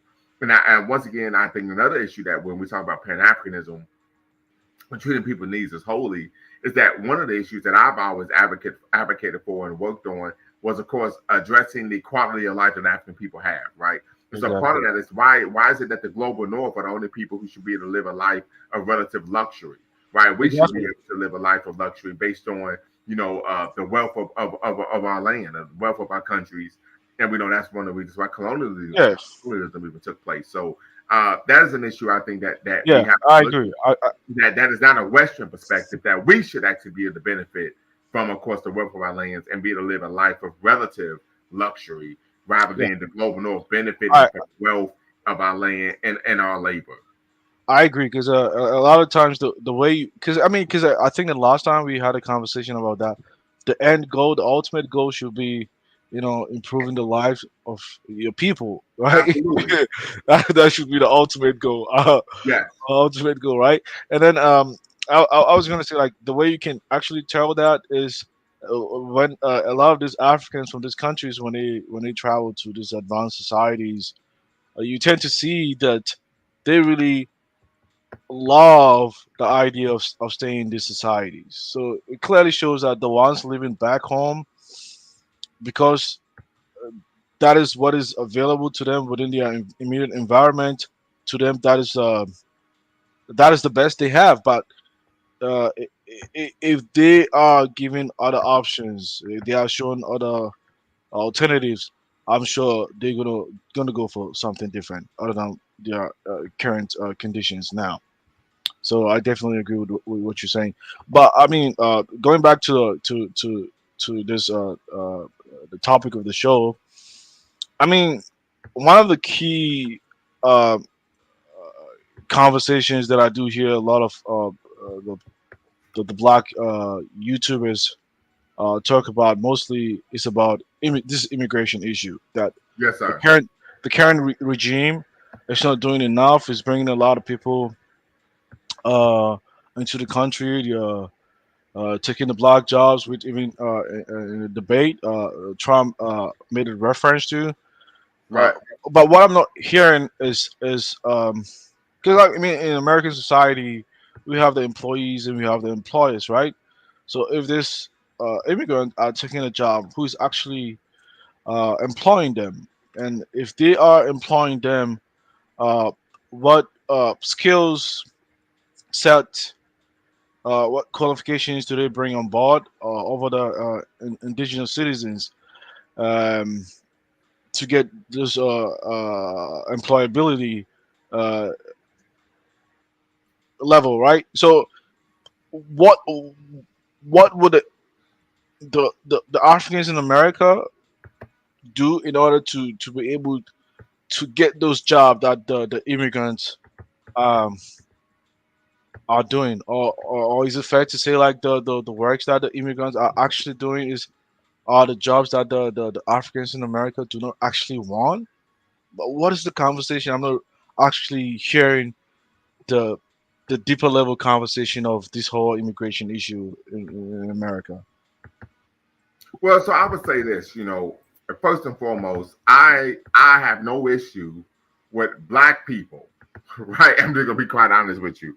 Africans from the continent of the Caribbean immigrating to America Mm-hmm. whatsoever. So that's number one. Outside of that, yes, I think there is an issue. But like I said, there's a history of the American government using illegal immigrants, if we want to use that term, illegal immigrants, to engage in a type of low-level work that most American citizens don't want to engage in. So I mean, that's just a reality. And I would So is argue it so? that So is it a fair argument then, like that they're taking the jobs if the locals themselves don't want to take those jobs? Because someone has to fill those vacancies, right? I mean, yeah, I mean, you can make that argument, yeah. But once again, like I said, the American government is complicit in that, and we also know that many of the individuals that are hiring these immigrants are what, wealthy whites, but no one goes after them. I Right? mean, They go after the softest target. So the question that I actually ask is like, because I mean, this retailing companies like Amazon, Walmart, and all those other, companies, right? I mean, these companies, people do work 24/7. What is that? I can't read it clearly. A 200-year. Oh, that is very clear. A 200-year history of immigration surges, employer bias, and depression of black wealth. Yeah. Back to the hiring line. Okay. Yeah. So I mean, perhaps you can be able to. Oh, that's the book, right? Okay. Great. I'll put a link in the chat, and then I also put a link in there for the Center of Immigration Studies. yeah, I just saw that. If you watch that, it's only 2 minutes. They have more. You can look on the channel and look up the guy that there. But I just wanted to educate. What's the issue? This book, the reason why that was important is because it'll educate you more on the issue. It's not a when you get it from the mass media, you can't trust it. Just I'm just saying, don't listen to what they're saying, but don't buy it. That's what right. I will be slow to buy it. Right. Because the same enemy that has driven you here for opportunity, right, is the same one that we fight here. And I would say, yeah. So, I mean, it's the problem is people come here and they say we lazy. I'm gonna be real with y'all. No, but not. And they say, "Oh, y'all sorry, blah blah blah blah, blah, blah. Y'all don't want to work, and y'all did this." And Lumumba just spoke to it. So employment here, this is how it works. Like in general, like you don't have to register employees through the there's a system they have where they put you in to make sure you're a citizen and all of that. It's voluntary. It's not mandatory. And that's for a reason. And if you wanted to stop it, right? If you wanted to stop it, where would you stop it at? You don't turn off the faucet about trying to put your finger in there, right? That's what they're doing now by trying to hold it with your hand, right? You go to the nozzle and you turn it off. Well, who's employing these people? Right. It's simple, right? And if you're not going to stop punishing, and Rush Limbaugh had said that, I used to listen to the other side and see what they were saying. And even he said, you know what? This is a joke. Yeah, if you want to stop it, punish the people who are employing them. Exactly. Yeah, that's how you enforce to make to ensure compliance, right? That's actually right. But actually, the question that I'm asking, because I don't want us to kind of like delve into like this conversation that you lazy. I mean, no, I'm not saying that. I'm not saying that. I'm just saying, no. Sometimes just internet talk, right? But I mean, I move around. I do see, incredible black people around at my workplace. One of my So I mean, it's obviously when they're saying that, they don't mean the majority of black people, right? It depends on where they stay and where they see those kind of black people, right? Same applies to if you go to the continent. All Africans are not really hardworking people. You're gonna see a lot of lazy people over there, right? It just depends on the country that you go. If you go to those countries, you're gonna see the lazy ones. It's just a common knowledge, pretty much. But they're not poor. But I would just say this: I don't think people are poor. That's something I don't believe anymore. People are poor because they're lazy or because they don't work. Because I've had blue collar jobs where I've worked harder. I work in software. Yes, I do web development, right? I've been doing that for several years, so it's afforded a good life. But I've also brother, I need real quick. I need you to put your private information in the private chat, because if you do web development, I gotta holler at you. No, holler at me. Oh yeah, for sure. I got you. Because I've been meaning to reach out, and I didn't know, what, because I want to work with folks in the community to help bridge the gap. That's what I'm trying to just like, hey, how can we be work to help each other out? That's what I'm all about. But to get back to what you were saying, Zungo, I'm putting it in there now, Lumumba. Just reach out to me there, because that's me. Just don't share it out on the main Right. joint. You know how they watching us. we somebody in here watching, because I see how many people in here, but then I don't see nobody else commenting. Somebody in here watching, Mhm. them folks. But no, the reason why is because I was speaking to a brother. I was trying to help these brothers in Jamaica get some stuff going. And they were saying when they apply to come here, it's very difficult. But I noticed certain other groups come here, it's not very difficult. But see, when you come to America, I know you're very familiar, then we all black, right? Yeah, you're So right. they That's don't what see you from Nigeria or from Congolese or wherever you at. To them, you black. So, but we know there's a delineation, right? We know there's differences, as soon as we open our mouth and our cultural experiences, not saying the ones, that's how they can there's tell the differences. difference. Yeah. That's how you There's can tell the differences. difference. Yeah. Yeah. You can tell. Yeah. As soon as we talk our experiences, our backgrounds, and without a historical context, it can cause some friction if you buy into, the mainstream, but you're not one of them brothers. But yeah. So what can Sometimes, go ahead? I'm sorry. sometimes the ones, let's say someone like me, if I brought my wife and my kid was raised over here, that is the line that kind of like it's hard to tell who is who actually, because an immigrant born person over here went to the American educational system. You can't really tell the difference unless he tells you that, especially if you have a kind of peculiar name too as well. Probably can't have like, traditional American names. I mean, you can't really tell. Or maybe if he doesn't disclose his real name Well, to you. I mean, here in Georgia, there is a Weems plantation. It was a prominent family, right? So if you look up like a Smith or different plantation like owners and stuff like that, so that's how we get our names, Smith. Even I think Al Roker, the Roker family, they had slaves, right? So yeah, but you can always ask somebody who your grandmama. Yeah, You see what I'm saying? I mean that's who if your like who your folks is, right? And then you'll know right away, like how long they been here, or where they came from, and you'll know. exactly. But I That don't is want to check people's paperwork like that. that is if you know the person on a personal level and you want to Yeah, know details about the yeah. person. Let's say like you just meet the person at work and you just Mhm. interact with the person.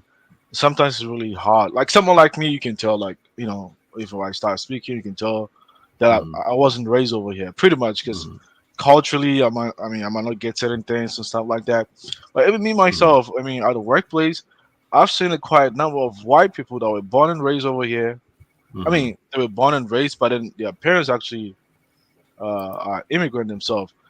It was really hard for me to tell. Actually, they were recent migrant themselves. They were first generation migrants themselves until they had to tell me that oh no, they're from Holland, they're from England, something like that. I actually thought they were historical white Americans to themselves. I wasn't able to tell. They had to tell Yeah. me that. So that's the point. I don't want us to deflect. The Yeah. reason Well, that go ahead. Yeah. the reason what I'm saying is that regarding the jobs that I'm saying, let's say the Amazon jobs, for instance, because like they kind of run like 24-hour shifts, right? Yes, I mean the warehousing or something like that, right? Some people work at night. Do you think in most cases, not all Americans would want to do this kind of job? So the thing is, if these people are taking your jobs, right, and you want to have the same comfort and the same service that has been provided to you by this, retailing companies, right? Are the citizens themselves willing to sacrifice to work this kind of like graveyard, jobs? Are they willing to do that? Yes, I can speak to it because I've done them. Yeah.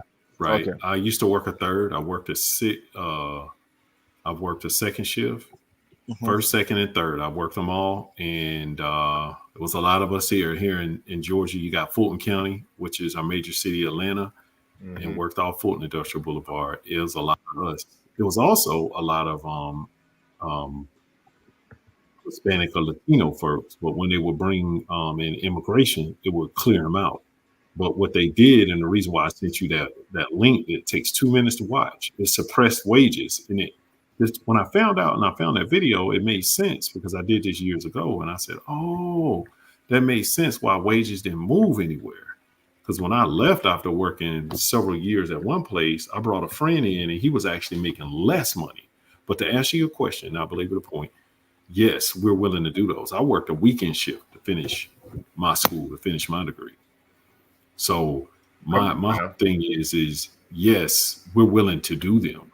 But Mhm. if you're making 11, 12 bucks an hour back in the early 2000s and stuff like that, you're not making a ton of money, right? Yeah. And so, yes, they're willing to do them. That's a lie when they say, well, people aren't willing to do job. Now, the only time that may be, in my humble opinion, and it's likely, is when it may come to farm work or doing seasonal farm type work. Yeah, but like when it comes to working at Amazon, Starbucks, at different shifts, people will do those jobs. Yeah, exactly. They I mean, do. and I mean, because when it comes to job, it kind of really depends, right? Mhm. I mean, it depends on the locations. I mean, because someone like me, for instance, the reason why I had the job that I had, it's not because first you have to be a citizen and you have to meet the qualification as well. It doesn't mean that Americans themselves aren't qualified. Yes, they are qualified, but perhaps like not a lot of them are willing to just to go to work in a small town. Pretty much, maybe, perhaps, or maybe a lot of them are just willing to work in bigger firms to make a little more money compared to working in the state jobs. So like this variability to the reason why those American citizens who are qualified would not want to take those jobs over other jobs, right? And those vacant positions has to be filled with someone. You just don't have to be a citizen; you have to meet the qualifications as well. Yeah, they're going to get filled by people, but one thing that they're good at doing, keep this in mind. Hmm. If I can flood in a whole bunch of people, right, I can suppress wages. And when you let when you have this is simple mathematics. When you have a influx of workers and you have more workers and jobs, then you suppress wages, right? But when you have less, and so that narrative that it seems like you're speaking to is like that's a false narrative. That's a Wait. lot of jobs left. I'll explain it this way because I work in IT. Hmm. So you could say we don't want to work either, right? Are you in the private sector or what? I've worked both, but yeah, I work Don't I you work think? for a private company that Don't you serves. don't you think like because these are very important discussions that actually needs to be held, right? Because if they do, you think like they can suppress wages? Don't you think that the unions are there to kind of help protect? There's not unions everywhere. Yeah, that's what I mean. Like and Mhm. that's why I was asking if you were in the private Mhm. sector, right? Because in the Oh, no, public no, no, no. sector, Well, I get what you're saying. There yeah, are unions in various job sectors. You're yeah, right. there's no So way I you think can. there is in certain sectors and there isn't in others, right? Like Mhm. UPS, you've seen the big strike they have there, right? Yeah, They were able to get more, but the rebuttal was they just did some major layoffs, and then they could say, well, hey, that was due to us having to, give higher wages. There's a big misnomer. If you can go to Netflix, there's a video you can watch or one called, I think it's called Saving Capitalism by Robert Rich. That's that's a good one to watch. It's Saving Capitalism by Robert Rich. I'll put it here in the chat. But you got to be careful when you're looking at that narrative, because they've been saying people don't want to work no more for a long time. Go No, look I at don't. the history on people I don't. or Yeah, I that don't type. believe I'm not that. saying you're saying that, but Yeah. that whole point Narrative. of how they're saying people, that narrative of people don't want to work anymore. Yeah, he's projecting This and that. Yeah, I mean, the wealth gap in America is stupid. I mean, it is Right. the have and the have-nots. Yeah, I mean, If I don't pay my bills, I'm homeless. I'm houseless. Yeah, Period. this is the kind of like the conversation that needs, and is that it's just easy for you to be able to identify those problems and find means to kind of rectify it. Like the thing is, if those immigrants are taking those jobs, which industries, which sectors within the economy these immigrants are occupying those jobs, right? Let's say. Well, it's mostly concentrated in low-skilled labor. So That so, link. you know- Hold on. I want to say this. If you to get more context of this of what I'm speaking to, Mhm. I'll put that YouTube link in there. You'll see one in there. Listen to what that guy says, and what he's speaking to is everything that I'm speaking to. So what he was speaking to was an influx of how this has been happening for decades. This isn't new. I know we've seen it lately in the news cycle. This has been happening since Reconstruction here in America. And so when we didn't have it, Black communities and Blacks thrived. But when you have an influx of labor, and then most of them, when they get here, they prefer not to work with us. They prefer to work with others. We're not preferable to work with. And then we're also getting attacked with stuff like DEI. Is there a reason why they don't want to work with you? So because the reason why they don't want to is because they're hateful, right? They're discriminatory. That's the whole goal. Let me ask you, like, when you say like disadvantage, yes. When you say like the immigrants, you mean like No, I'm talking about American employers. Yeah. Okay. Not immigrants. Not an immigrant. No, I'm talking about the people who dove out the jobs, right? Oh, and then let me add this point to here. There's jobs that left America that aren't coming back. Right. That's true. And a lot of the politicians get up here and spew the rhetoric about middle class and things of that nature because it gets the people going. But if people actually understood what was going on and took their time, but here's something they understand too. Most of your voters are not going to do that. Like Lumumba reads books and gets educated on the issue. He's an outlier. Most people don't do that. Yeah, but they don't do it. A lot of people have also argued that, I mean, if you want those jobs to kind of stay, some of the jobs within these sectors in the economy, you want them to stay over there, that could ultimately impact on the prices of this product that has been produced in the country. I believe that's a false narrative also. Because American laborers might be expensive, right? I mean, if you do those analysis, cost of production.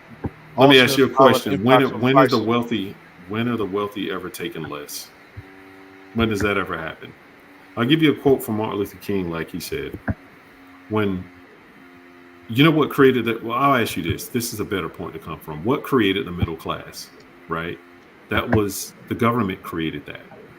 I don't have a link to it, but after World War II, the government started subsidizing in America. You could only buy a home if you had a large, significant, unassisted amount of wealth to put a down payment on a home in America. The government started subsidizing home loans, bank loans, and things like that, making it more approachable for people to have this thing. So essentially, what I'm getting at here is, and I'm getting this from Robert Retcher information, and then from the data of how our government works, how it actually worked. The corporate America never created the middle class. That was from the government. Oh, okay. They didn't.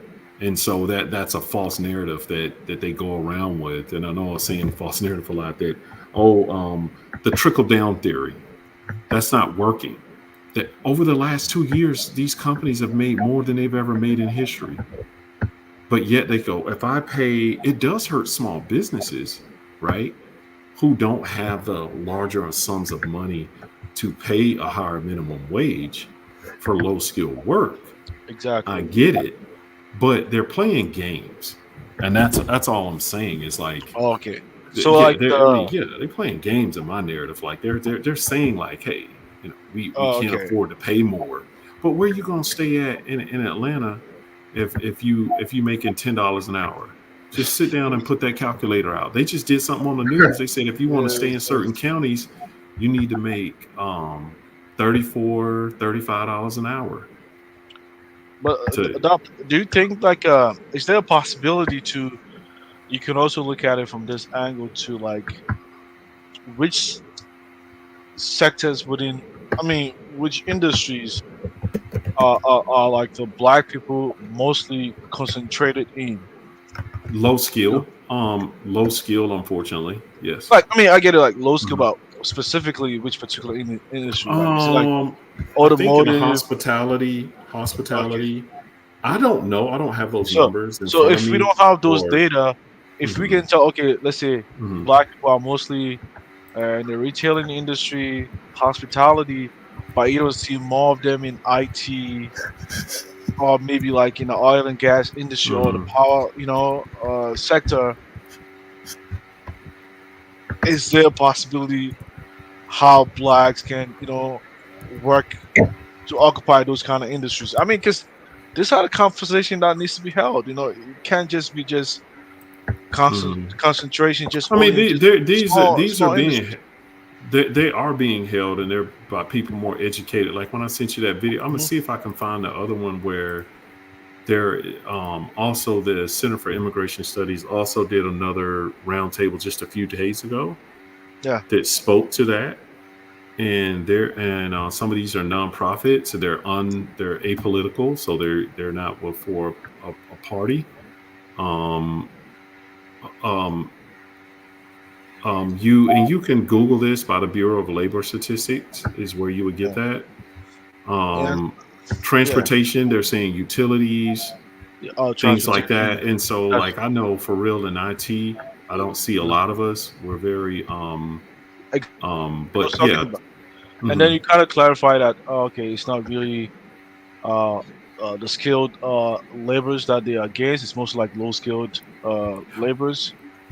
So the Well, yeah, conversation about when you come to construction or low skill labor jobs, they're going to be the easiest ones to take, right? Because to they're take coming from countries where they're not educated. Now, some people are coming over here with doctorals, degrees, and things of that nature, and they're